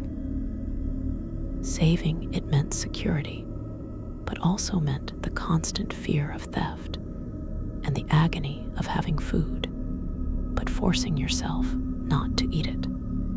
Levi also documented something that many starvation survivors have noted: the way that certain prisoners, those the other inmates called organizers, managed to secure extra food through various means, and how this could sometimes mean the difference between life and death. These organizers had skills or connections that made them valuable. They spoke the guards' language. They had a trade skill that was useful. They were willing to inform on other prisoners, or they were simply clever and ruthless enough to manipulate the system. The extra food they obtained, even if it was just scraps from the guards' meals or slightly larger portions, gave them enough of an edge to survive where others perished. Levi observed this without judgment, simply noting it as a fact of camp life, but the moral implications are profound. In a system designed to starve everyone, the ones who survived were often those willing to collaborate or exploit others. The truly selfless prisoners, those who shared what little they had, often died for their generosity. The phenomenon of hallucinations in starving prisoners appears consistently across different historical contexts and provides insight into how the brain responds to severe malnutrition. Prisoners in various camps and dungeons have reported remarkably similar hallucinatory experiences. Visual hallucinations of food are the most common. Seeing elaborate banquets laid out on tables that disappear when approached, smelling cooking food that isn't there, feeling convinced that they have just eaten a meal when they haven't. Some prisoners report seeing dead relatives or friends, sometimes as comforting presences, other times as accusatory figures who blame them for still being alive. Religious hallucinations are also common, with prisoners reporting visions of angels, demons, or religious figures, regardless of whether they were previously religious. These hallucinations can be attributed to the brain's severe glucose deprivation, which affects the visual cortex and other perceptual centers. But they take on profound psychological significance for the prisoners experiencing them. One account from a prisoner in a medieval dungeon, written after his eventual release, describes a series of elaborate hallucinations that sustained him through months of near starvation. He believed that angels were visiting him nightly, bringing him spiritual sustenance, even though his body was starving. He would have long conversations with these angels, asking them theological questions, debating points of scripture, and receiving what he believed were profound revelations. When he was finally released and recovered his health, he came to understand that the angels had been hallucinations caused by starvation. But he still maintained that the experience had been spiritually meaningful, that his mind had created what he needed to survive psychologically, even as his body was failing. This raises interesting questions about the relationship between physical and psychological survival, whether hope and meaning, even if based on hallucinations, can somehow extend survival time by maintaining the will to live.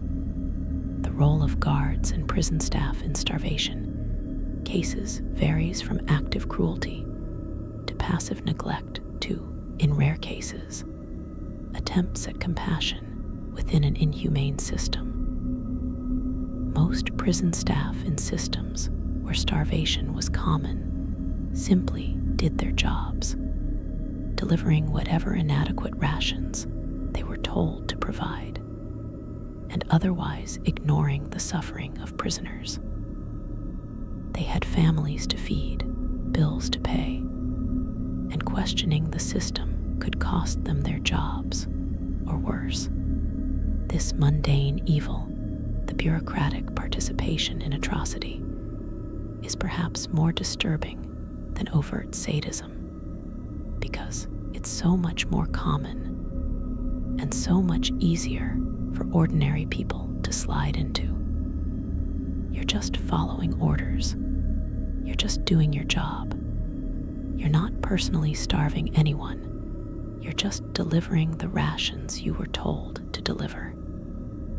This kind of rationalization has enabled countless atrocities throughout history, but some guards did engage in active cruelty, using food as a weapon for their own amusement or to exert power. There are accounts from various prisons of guards eating meals in front of starving prisoners, describing the food in detail, offering it, and then pulling it away at the last moment. Of guards forcing prisoners to perform degrading acts for the promise of extra food, only to give them nothing or give them spoiled food that made them sick. Of guards conducting lotteries or contests where the winners received food rewards, but rigging the contests so that their favorite prisoners always won. This kind of gratuitous cruelty added psychological torture to the physical suffering of starvation, and survivors report that these experiences of being toyed with were sometimes more difficult to forgive than the starvation itself. The starvation could be rationalized as policy, as the system, as nobody's particular fault. But the individual acts of cruelty by specific guards were personal betrayals of basic human decency that survivors carried as especially bitter memories. On the other side, there are documented cases of prison staff who risked their jobs or even their lives to smuggle extra food to prisoners. Guards who would slip an extra piece of bread into a prisoner's cell when no one was watching. Kitchen workers who would deliberately overportion the soup or hide pieces of vegetable at the bottom, where they were more likely to reach prisoners than be skimmed off by corrupt staff. Medical staff who would falsify records to get sick prisoners, classified as needing additional rations. These acts of compassion were dangerous, as being caught helping prisoners could result in the staff member themselves being imprisoned or punished. And yet some people did it anyway, unable to watch people starve to death without attempting some small intervention. Survivors sometimes speak of these compassionate staff members with overwhelming gratitude, crediting them with literally saving their lives through their small acts of kindness in an overwhelmingly cruel system. The question of resistance and protest by starving prisoners is complex. Logic would suggest that prisoners being starved would riot, would demand food, would refuse to work or cooperate until their conditions improved. But the reality of severe malnutrition makes such resistance nearly impossible. When you're starving, you don't have the physical energy for violent resistance. You don't have the mental clarity for organizing collective action, and you live in constant fear that any protest will result in further reduction of your already inadequate rations, making your situation even worse. So most prisoners endured in silence, too weak and too afraid to do anything else. The system of starvation was self-reinforcing. The very deprivation that prisoners needed to resist rendered them incapable of resistance. However, there were cases of hunger strikes where prisoners collectively or individually refused to eat the inadequate rations they were provided, as a form of protest. This seems paradoxical, choosing not to eat when you're already starving. But hunger strikes served several purposes. They drew attention to conditions, particularly if the prisoners had contact with the outside world. They were a form of control, a way to assert agency over your own body when everything else had been taken from you. And they were a moral statement, a willingness to die on your own terms rather than slowly wasting away under the system's cruelty. Prison authorities generally responded to hunger strikes in one of two ways. If the prisoners had public visibility or support, the authorities might make concessions, improving conditions at least temporarily to end the strike. But if the prisoners were completely isolated and forgotten, authorities might simply let them starve, treating the hunger strike as a convenient way for troublesome prisoners to eliminate themselves. Force feeding of hunger-striking prisoners has been practiced in various contexts throughout history and raises profound ethical questions. The procedure typically involved restraining the prisoner and inserting a tube through their nose or mouth into their stomach, then pouring liquefied food down the tube.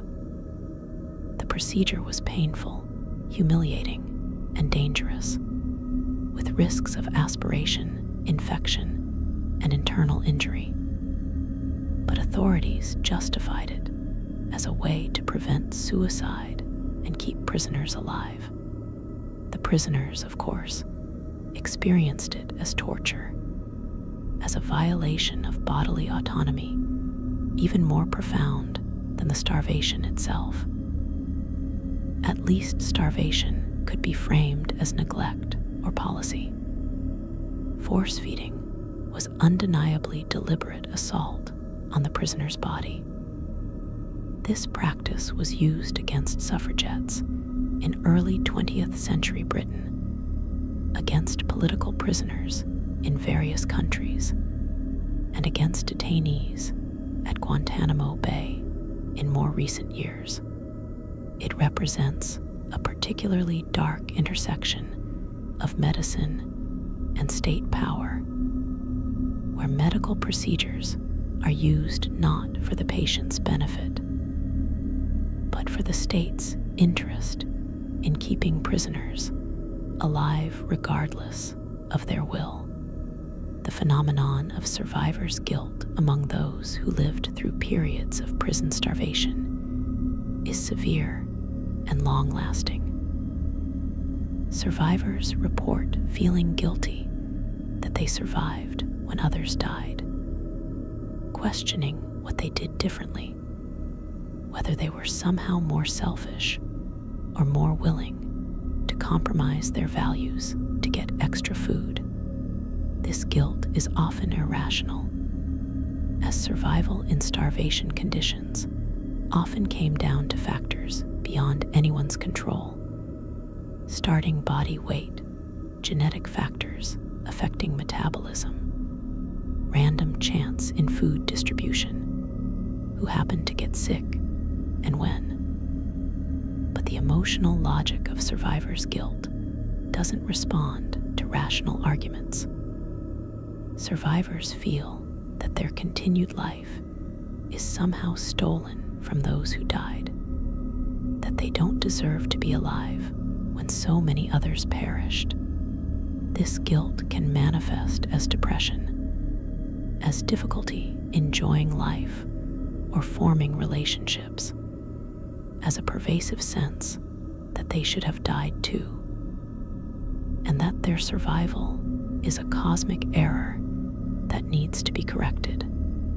Many survivors of prison starvation also struggle with their memories of their own behavior while starving. The things they did to survive, the compromises they made, the selfishness they displayed.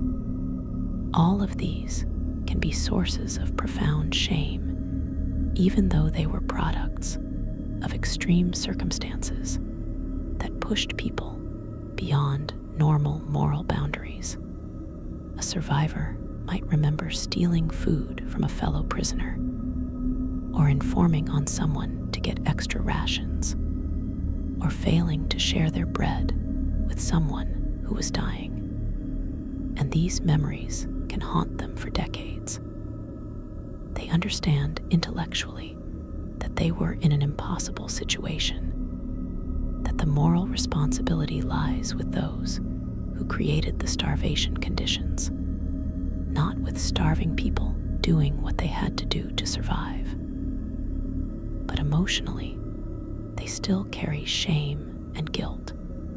This is part of the lasting damage of prison starvation. It not only harms the body, but corrupts the soul, forcing people to act in ways that violate their own values, and then leaving them to live with those memories.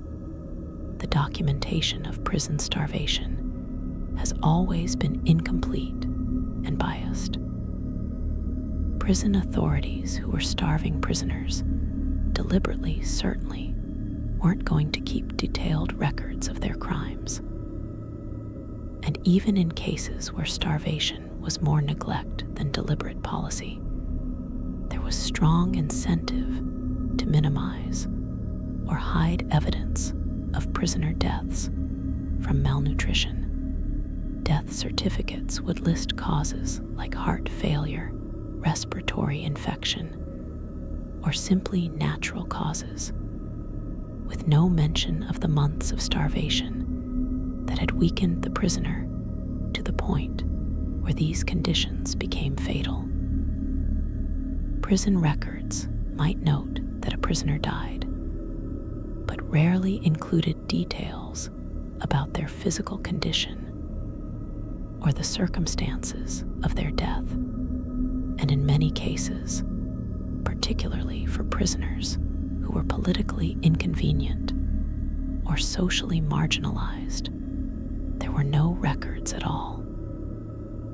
They simply disappeared, buried in unmarked graves, or cremated without documentation, erased from history as thoroughly as they had been forgotten in life.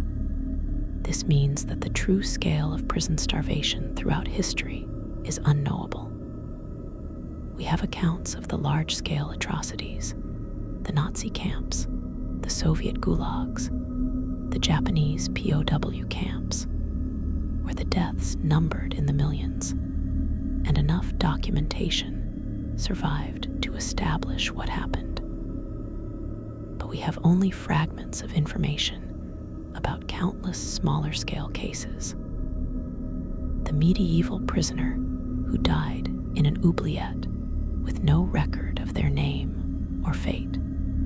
The colonial prisoner who starved in a remote outpost where no one was watching. The political prisoner who disappeared into a regime's secret prison system and was never seen again. The asylum patient who wasted away in an isolation ward with no one to advocate for them. Each of these represents a life that ended in suffering, but they exist now only as statistical shadows, nameless victims whose stories will never be fully told. Archaeologists and forensic anthropologists sometimes uncover evidence of historical prison starvation when they excavate former prison sites or analyze skeletal remains from prison cemeteries. The bones tell a story that written records often omit. Skeletons that show severe osteoporosis and reduced bone density, indicating prolonged malnutrition. Bones with growth arrest lines, horizontal lines of increased density that form when growth is interrupted by starvation, and then resumes when food becomes available again. Teeth that show enamel hypoplasia, defects in the tooth enamel that indicate nutritional stress during childhood or adolescence. Vertebrae that show compression fractures from bones weakened by calcium deficiency. These skeletal markers provide physical evidence of suffering that can't be denied or explained away. The bones don't lie about what these people endured. Forensic analysis of remains from Nazi concentration camps, Japanese POW camp burial sites, Soviet Gulag locations, and other mass atrocity sites has consistently shown evidence of severe, prolonged malnutrition in the victims. But similar analysis has also been conducted on remains from older prison sites, medieval dungeons, colonial prisons, early American penitentiaries, and the patterns are remarkably consistent. Throughout history and across cultures, prison systems have starved their captives, and the evidence remains in the bones of the dead. This archaeological evidence serves as a form of testimony for those who couldn't speak for themselves, a physical record of injustice that survives even when documents have been destroyed or never existed in the first place. The lasting impact of prison starvation extends beyond the immediate victims to their families and communities. A person who survives prison starvation returns home fundamentally changed, physically damaged, psychologically traumatized, often unable to resume their previous life. Families must cope with caring for someone who may be chronically ill, who has nightmares and flashbacks, who has difficulty trusting others or forming normal relationships, who may be unable to work or contribute economically. Children grow up with a parent who is physically present but emotionally absent, someone haunted by experiences they can't share or explain. And when victims die, which many do prematurely from the long-term effects of malnutrition, they leave families without breadwinners, without parents, without the person they once knew. The damage ripples outward, affecting not just the prisoner, but everyone connected to them. Communities that have experienced mass imprisonment and starvation carry collective trauma that can persist for generations. This is visible in communities that survived the Holocaust, in families that had members in Soviet gulags, in Japanese American communities whose members were interned during World War II, in Black American communities devastated by the convict leasing system and chain gangs. The knowledge that people from your community were subjected to such horror, the missing family members who never came home, the returned survivors who were broken by their experiences, all of this creates a collective wound that doesn't heal easily. Subsequent generations may not have directly experienced the starvation, but they grow up in the shadow of it, hearing stories, seeing the effects in their elders, inheriting the trauma in ways that shape their own lives and worldviews. The role of medical professionals in prison starvation scenarios is deeply troubling. Doctors, nurses, and other healthcare workers in prisons and camps were aware of the malnutrition affecting prisoners. They conducted medical examinations, documented weights and symptoms, treated inadequately the diseases that resulted from malnutrition.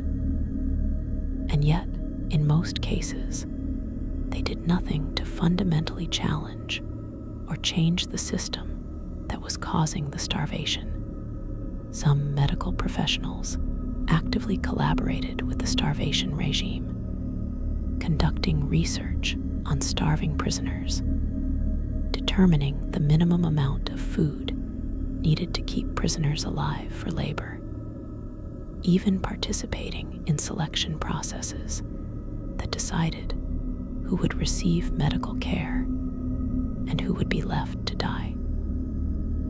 This represents a profound betrayal of medical ethics, the perversion of healing skills into tools of oppression. Nazi doctors who conducted experiments on concentration camp prisoners represent the most extreme and well-documented case of medical complicity in starvation and atrocity. But similar patterns occurred in other contexts. Soviet doctors in Gulag camps who documented prisoner health problems but recommended no increase in rations. Japanese military doctors who oversaw POW camps and allowed prisoners to die from preventable malnutrition-related diseases. Prison doctors in various countries who certified prisoners as fit for work, even when they were clearly suffering from advanced starvation. These medical professionals were in positions to advocate for their patients, to demand better conditions, to document abuses in ways that might have led to intervention. Their failure to do so, whether from fear, complicity, or simply bureaucratic indifference, makes them complicit in the deaths that occurred. However, there were also medical professionals who tried to help within impossible systems. Doctors who falsified records to classify starving prisoners as medically unfit for work, buying them time to recover. Nurses who smuggled medicine or extra food to patients. Medical staff who documented abuses, hoping that someday someone would be held accountable. These efforts were often inadequate against the scale of the atrocity, but they represent important examples of professional courage and ethical commitment under extreme pressure. The medical personnel who tried to help, even in small ways, remind us that choice and agency existed even within the most oppressive systems, that people could choose compassion even when it was dangerous to do so. Question of justice and accountability for prison starvation is fraught with difficulty. After major atrocities like the Holocaust or the Soviet Gulag system, there have been trials, criminal prosecutions of those responsible for creating and maintaining the systems that starved millions. The Nuremberg trials, the various trials of Nazi war criminals that continued for decades, prosecutions of Soviet officials after the fall of the USSR. These represent attempts at legal accountability, but these trials have always been incomplete. Most of those responsible escaped justice, either dying before they could be tried, fleeing to countries that wouldn't extradite them, or being protected by political considerations. And the trials that did occur often focused on the most dramatic crimes, the gas chambers, the mass shootings, while starvation deaths were treated as secondary or as mere context for the bigger atrocities. For older cases of prison starvation, there has been essentially no accountability at all. jailers who left medieval prisoners to starve in oubliettes, the colonial administrators who systematically underfed prisoners in occupied territories, the convict leasing operators who worked prisoners to death while starving them. All of these people escaped justice entirely.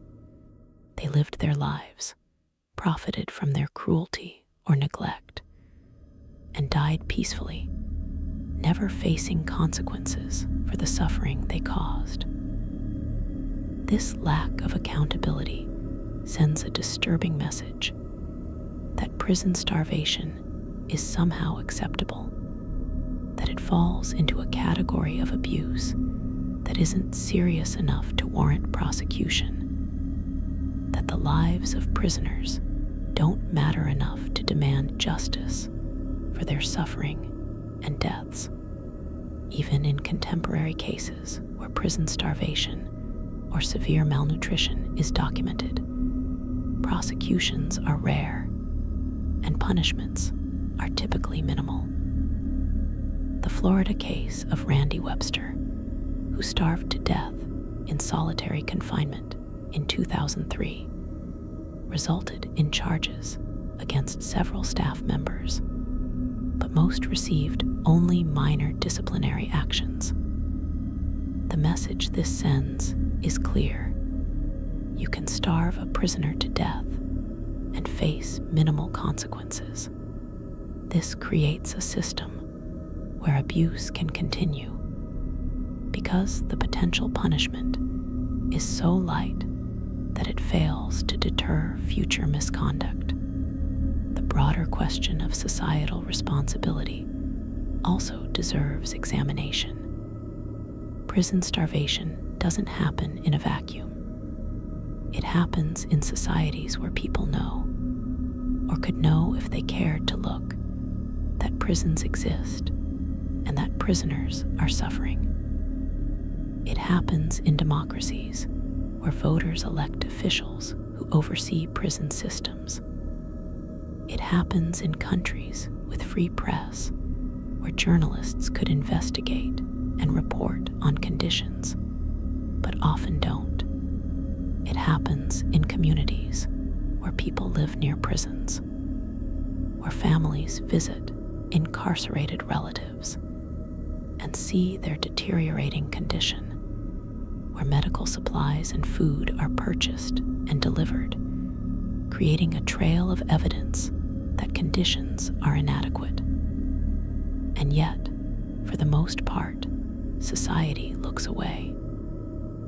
Prisoners are out of sight and therefore out of mind. Their suffering is considered deserved, or at least acceptable, because they are criminals, they are enemies, they are others who don't deserve the consideration given to regular citizens. This societal indifference enables prison starvation to continue. If people cared, if there was public outrage, if voters demanded better treatment of prisoners, conditions would improve. But prison reform is rarely a political priority because prisoners can't vote, and the general public doesn't see prisoner welfare as their concern. This creates a moral hazard where terrible conditions can persist and even worsen because there's no political cost to allowing them to continue. The same dynamics that allowed medieval prisoners to die forgotten in dungeons still operate today. We've changed the architecture and the bureaucracy, but the fundamental indifference to prisoner suffering remains largely unchanged. The dehumanization of prisoners is crucial to understanding how starvation can be tolerated. When prisoners are viewed as less than fully human, as criminals or monsters or enemies who have forfeited their rights through their actions, it becomes psychologically easier to accept their suffering. This dehumanization is reinforced through language and policy. Prisoners become numbers, not names. They're referred to by their crimes or classifications rather than as people. Their deaths are statistics, not tragedies. This linguistic and bureaucratic distancing allows everyone involved, guards, administrators, policymakers, voters, to avoid confronting the full humanity of the people being harmed. If you can avoid seeing prisoners as mothers and fathers, sons and daughters, people with hopes and fears, and the capacity to suffer, it becomes much easier to tolerate conditions that would be obviously unacceptable if applied to people you recognized as fully human. The historical progression of attitudes toward prisoner treatment shows some progress, but also disturbing continuities. There has been development of international law regarding prisoner treatment. The Geneva Conventions covering prisoners of war, various human rights treaties and declarations that establish minimum standards for detention. Prison conditions in many countries have improved from the medieval dungeons and concentration camps of the past. There's greater oversight, more legal protections, international monitoring. And yet, prisoners still suffer from inadequate nutrition in facilities around the world. The methods and justifications have changed, but the fundamental reality of prisoners being underfed, whether through deliberate policy or neglectful indifference, continues. Part of the problem is that starvation is a slow form of violence that's easy to deny or explain away. Unlike a beating that leaves visible marks, or an execution that's an obvious act of killing, starvation can be framed as natural attrition, as prisoners dying from pre-existing health conditions, as unfortunate but inevitable losses in an imperfect system. The causality is diffuse enough that no one person can be clearly identified as the murderer. The prison official who set the food budget, the kitchen staff who prepared inadequate meals, the guards who delivered them, the administrators who failed to intervene when prisoners began visibly wasting away, the legislators who underfunded the prison system. Everyone can point to someone else as being more responsible, and in the process, accountability dissolves entirely. The economic arguments for prison austerity, including minimal food budgets, have remarkable persistence across time and place. Whether it's medieval lords arguing they can't afford to properly feed prisoners in their dungeons, or modern politicians arguing that taxpayers shouldn't have to pay for comfortable conditions for criminals, the logic is essentially the same. Prisoners don't deserve resources. Feeding them adequately would be too expensive. And any money spent on prisoner welfare is money taken from more deserving causes. This framing ignores the fundamental human rights of prisoners and treats basic nutrition as a luxury rather than a necessity. It also ignores the long-term costs of prisoner malnutrition, the medical care needed to treat starvation-related diseases, the reduced productivity of malnourished prison labor, the societal costs when damaged prisoners are eventually released. But these long-term considerations rarely influence short-term budgetary decisions. The comparison between money spent on feeding prisoners versus other government expenditures is often revealing and disturbing. Governments that claim they can't afford adequate food for prisoners somehow find money for weapons, for bureaucratic overhead, for projects that benefit politically connected interests. The claim that prisoner welfare is too expensive is almost always false. It's not that the money doesn't exist. It's that there's no political will to spend it on prisoners who are seen as undeserving and who have no political power to advocate for themselves.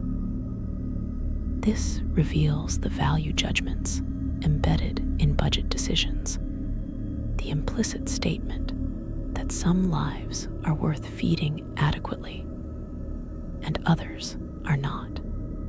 The children who grow up with parents who survived prison starvation inherit trauma in complex ways. They may not understand exactly what their parent endured, especially if the parent doesn't or can't talk about it. But they experience the effects, the nightmares that wake the household, the panic attacks triggered by food scarcity or missed meals, the hoarding behaviors, the difficulty forming emotional connections. These children often develop anxiety disorders, particularly around food and security. They may become hypervigilant, always watching for threats, having learned from their traumatized parent that the world is fundamentally unsafe. And they carry the weight of family history, knowing that someone they love suffered terribly, feeling that grief and anger even for experiences they didn't directly endure. This intergenerational transmission of trauma means that the effects of prison starvation extend far beyond the immediate victims, shaping families and communities for generations. The role of religious and moral frameworks in thinking about prison starvation varies across cultures and time periods. Some religious traditions emphasize the sanctity of all human life and the obligation to care for even the worst criminals.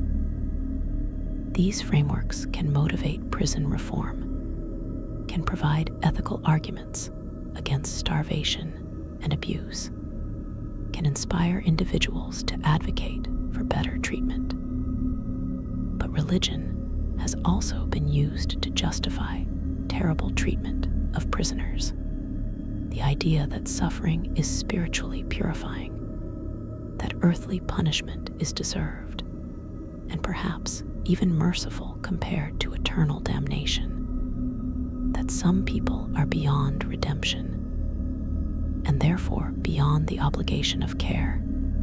These religious ideas have been invoked throughout history to justify cruelty. The same religious texts and traditions can be interpreted in radically different ways, either as demanding compassion or as permitting punishment without limit. Secular moral frameworks of human rights and humanitarian law provide alternative foundations for arguing against prison starvation. The idea that all humans have inherent dignity and certain inalienable rights, regardless of what they've done, creates an ethical floor below which treatment should never fall. Adequate food and water, protection from cruel and unusual punishment, basic medical care.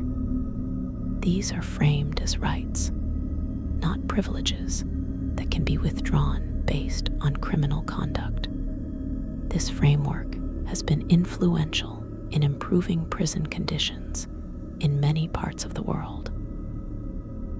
also faces resistance from those who believe that criminals have forfeited their rights, that punishment should be harsh, that prisoners deserve to suffer.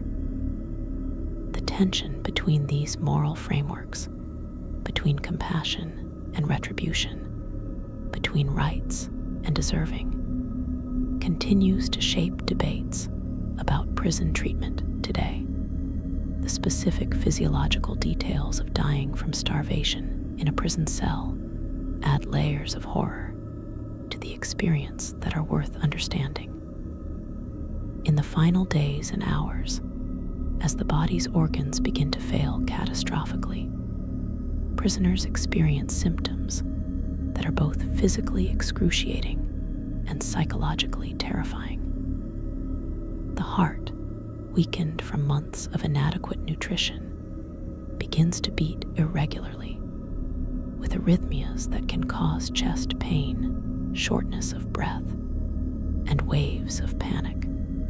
The kidneys, unable to filter waste products effectively, cause toxins to build up in the blood, leading to confusion, delirium, and eventually coma. The liver fails, causing jaundice as bilirubin accumulates in the tissues, turning the skin and eyes yellow. The immune system collapses entirely, and even minor infections become overwhelming, causing fevers and sepsis that the body has no capacity to fight. The final stage often involves multiple organ failure, where several systems shut down simultaneously in a cascade that the body cannot recover from. The prisoner may lose consciousness and slip into a coma, or they may remain conscious but unable to move or communicate, trapped in a body that is shutting down piece by piece. Breathing becomes labored and irregular as the respiratory muscles weaken. The extremities turn cold and blue as circulation fails. And finally, the heart stops, too weak to continue beating, ending a process of dying that is stretched across weeks or months of suffering. For the prisoner, death may come as a relief, an end to hunger and pain and fear. But the manner of dying, alone in a cell, forgotten or deliberately ignored, denied even the comfort of a quick end, represents a cruelty that is difficult to fully comprehend. The guards or staff who eventually discover the body face their own psychological reckoning, though of a very different sort from what the prisoner endured. For those staff members who were aware that the prisoner was starving and did nothing, who checked the cell and saw the deteriorating condition, but followed orders or avoided responsibility, the discovery of the death must carry some weight of guilt. Some staff members harden themselves, treat it as just part of the job, another dead prisoner to be documented and disposed of.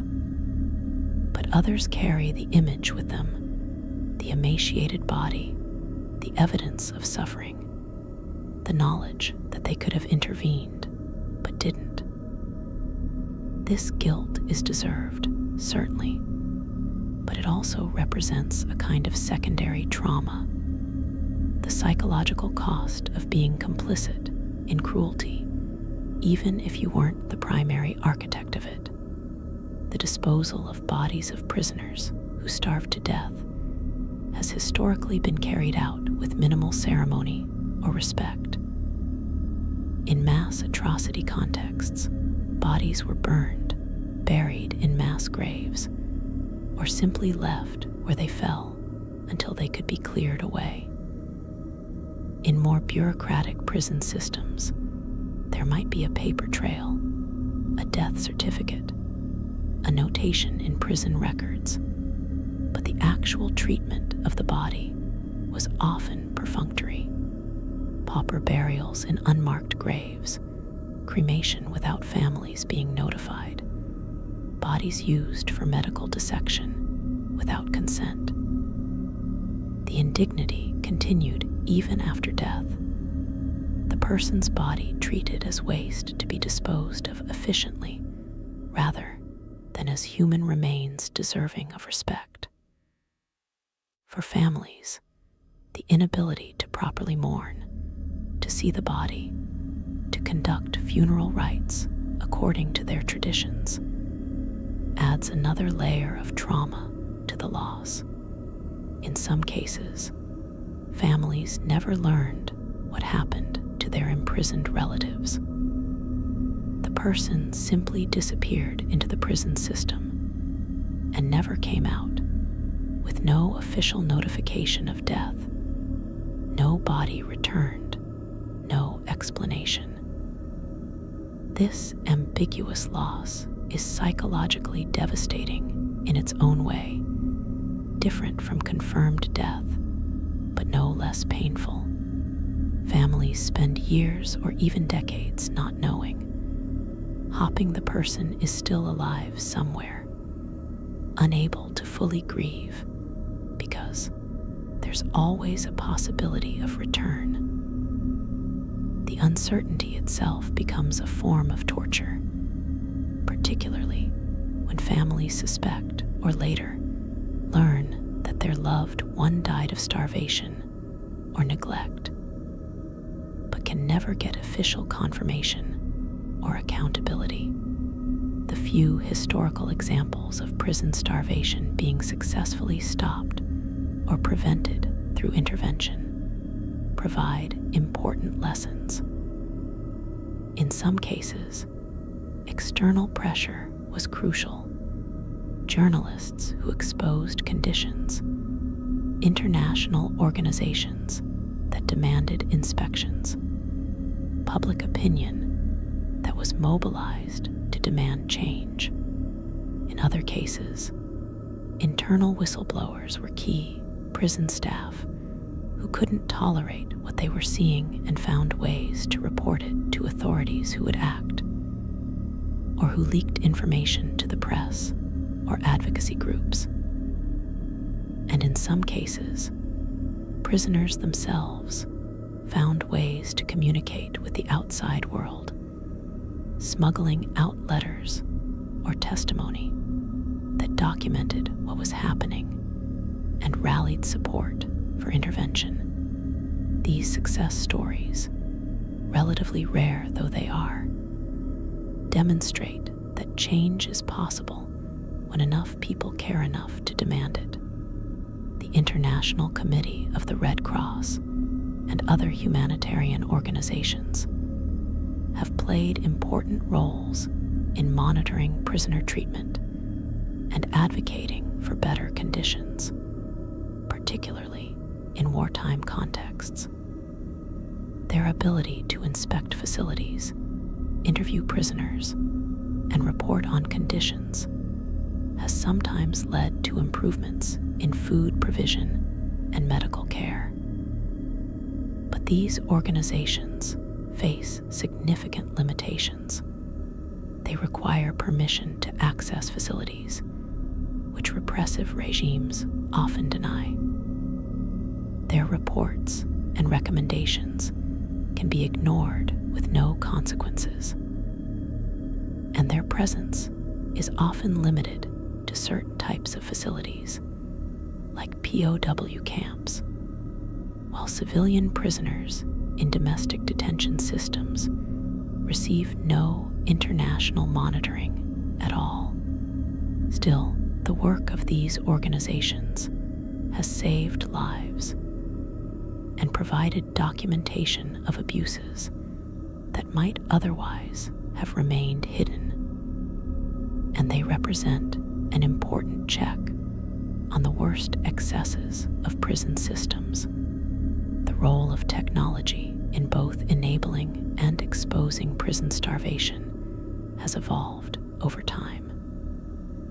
In earlier eras, the the physical isolation of prisons made it easy to hide conditions from outside scrutiny. But modern technology, cell phone cameras, the internet, social media, has made it harder to completely conceal abuses. Even in highly controlled environments, images and testimony sometimes leak out. The Caesar photographs from Syrian prisons, videos of conditions in various detention facilities around the world, testimony shared through encrypted messaging. All of these have exposed starvation and abuse that authorities wanted to hide. However, technology also enables more efficient bureaucratic systems for managing mass incarceration, allowing larger prison populations to be monitored with less human oversight, which can sometimes mean that individual cases of suffering are more easily overlooked within vast systems. The ethical questions raised by prison starvation extend beyond the immediate issue of prisoner treatment to broader questions about punishment, justice, and human dignity. What is the purpose of imprisonment?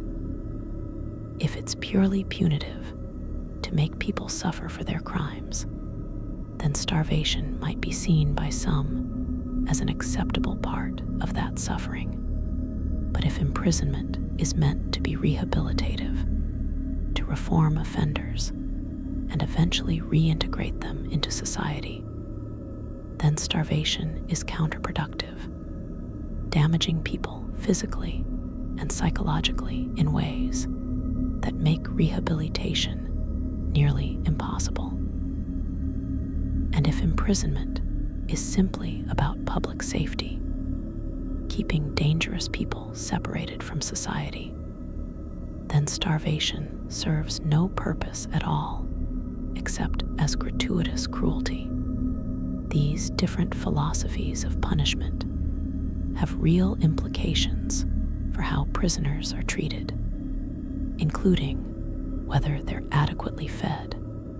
The concept of proportionality in punishment is also relevant.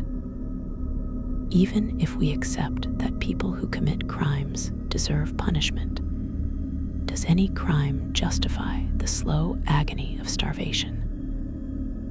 Most modern legal systems have nominally abolished cruel and unusual punishment, recognizing that there are limits to what can be inflicted on even the worst offenders. But the definition of cruel and unusual is contested.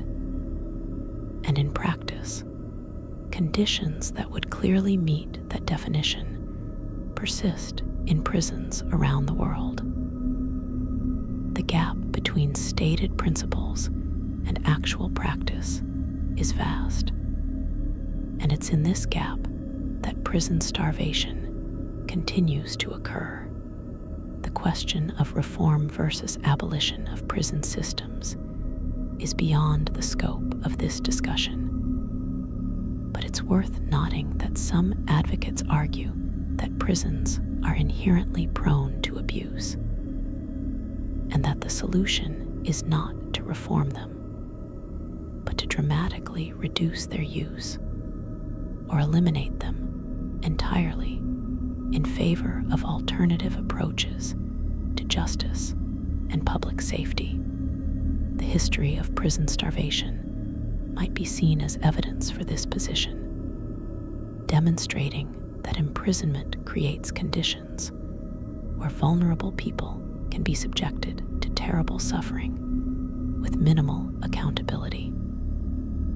If history shows that societies repeatedly fail to adequately oversee and regulate prisons, perhaps the answer is not better oversight, but a fundamental rethinking of whether imprisonment should be our primary response to crime and social control.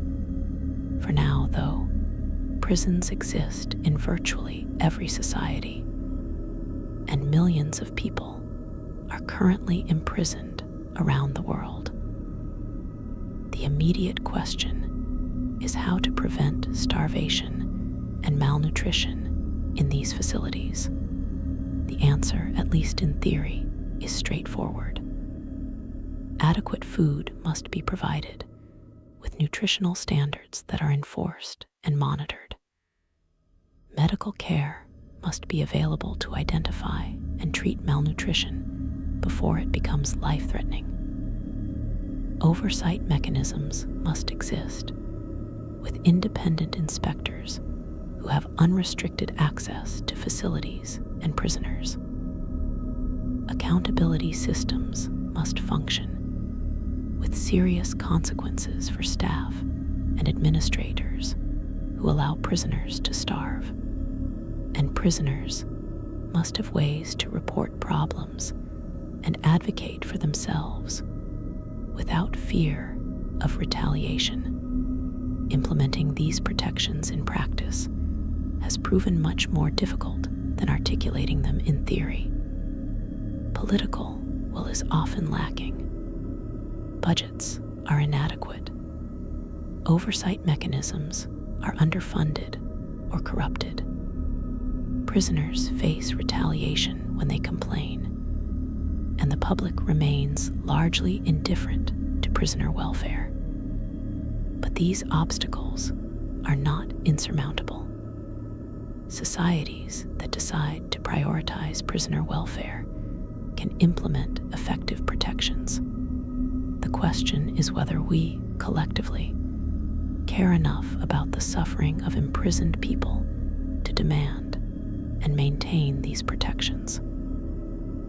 The history of prison starvation suggests that the answer has too often been no. But history is not destiny, and the patterns of the past can be changed if enough people decide that they must be. As you drift off to sleep tonight, perhaps you'll think about these forgotten prisoners, the countless people throughout history who died of starvation in cells where no one could see or hear them. The medieval prisoner scratching marks on stone walls, counting days that blurred into weeks, and then stopped being counted at all. The concentration camp inmate dreaming of food they would never taste again, their body consuming itself cell by cell. The gulag prisoner sharing imaginary meals with fellow inmates, finding human connection even in the depths of deprivation. The modern prisoner in solitary confinement, missing meals that never come, slowly weakening with no one noticing or caring. These stories are dark and disturbing, but they're part of human history, part of what we've done to each other, part of what we continue to do in places where people have learned not to look. There's something important about bearing witness to these stories, about not looking away from this particular form of horror. It's comfortable to think about historical atrocities as products of less enlightened times, to imagine that we've progressed beyond such cruelty. But prison starvation hasn't ended. It's happening right now, somewhere in the world, in facilities that exist in our time, in systems that we tolerate or support through our inaction. The prisoners may have different names, different crimes, different jailers than those of the past, but their experience of hunger, fear, and abandonment is essentially the same as prisoners have experienced for centuries. They are slowly dying in forgotten cells while the rest of us go about our lives, and their suffering is rendered invisible by walls and distance, and our own unwillingness to see. The darkness of these stories isn't just about what happened in the past. It's about what we continue to accept, what we allow to happen in our names, what we choose not to see or acknowledge.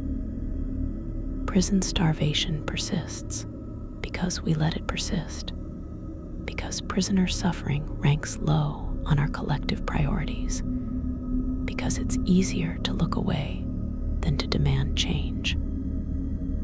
These aren't comfortable thoughts to take into sleep, but sometimes discomfort is appropriate. Sometimes we need to sit with the darkness rather than immediately seeking comfort. The prisoners who starved in forgotten cells didn't have the option of turning away from their suffering. The least we can do is acknowledge that suffering, to hold it in our minds, even briefly, to let it disturb our comfort just a little bit. And perhaps in that acknowledgement, in that refusal to completely forget, there's a small kind of justice, or at least a recognition that these lives mattered, that their suffering was real and important, that they deserve to be remembered even when history tried to forget them. The stories of starvation in prison cells are dark lullabies indeed, songs of suffering that we'd rather not hear. But they're part of the human story, part of what we need to understand about ourselves and each other. And so we tell these stories, we pass them on, we remember even when it would be easier to forget. Because forgetting is how the cycle continues, how the same cruelties repeat across centuries and cultures, how people keep dying in cells that everyone else has learned not to see. So as sleep takes you, carry these stories with you into your dreams. Let them sit in your consciousness, neither obsessing over them nor pushing them away. They're part of the world we live in, part of the history we inherit, part of the choices we face about what kind of society we want to build and maintain. The prisoners in their forgotten cells are gone now. Their suffering ended, their stories mostly lost. But by remembering them, even in fragments, even imperfectly, we honor their lives and their deaths. We bear witness. We refuse to completely forget. And perhaps, in some small way, that matters. Rest now in the comfort and safety that those prisoners never had, but carry their stories with you. Remember that not everyone has what you have. Remember that suffering happens in places we don't see. Remember that forgetting is easy, but remembering, even when it's uncomfortable, is important.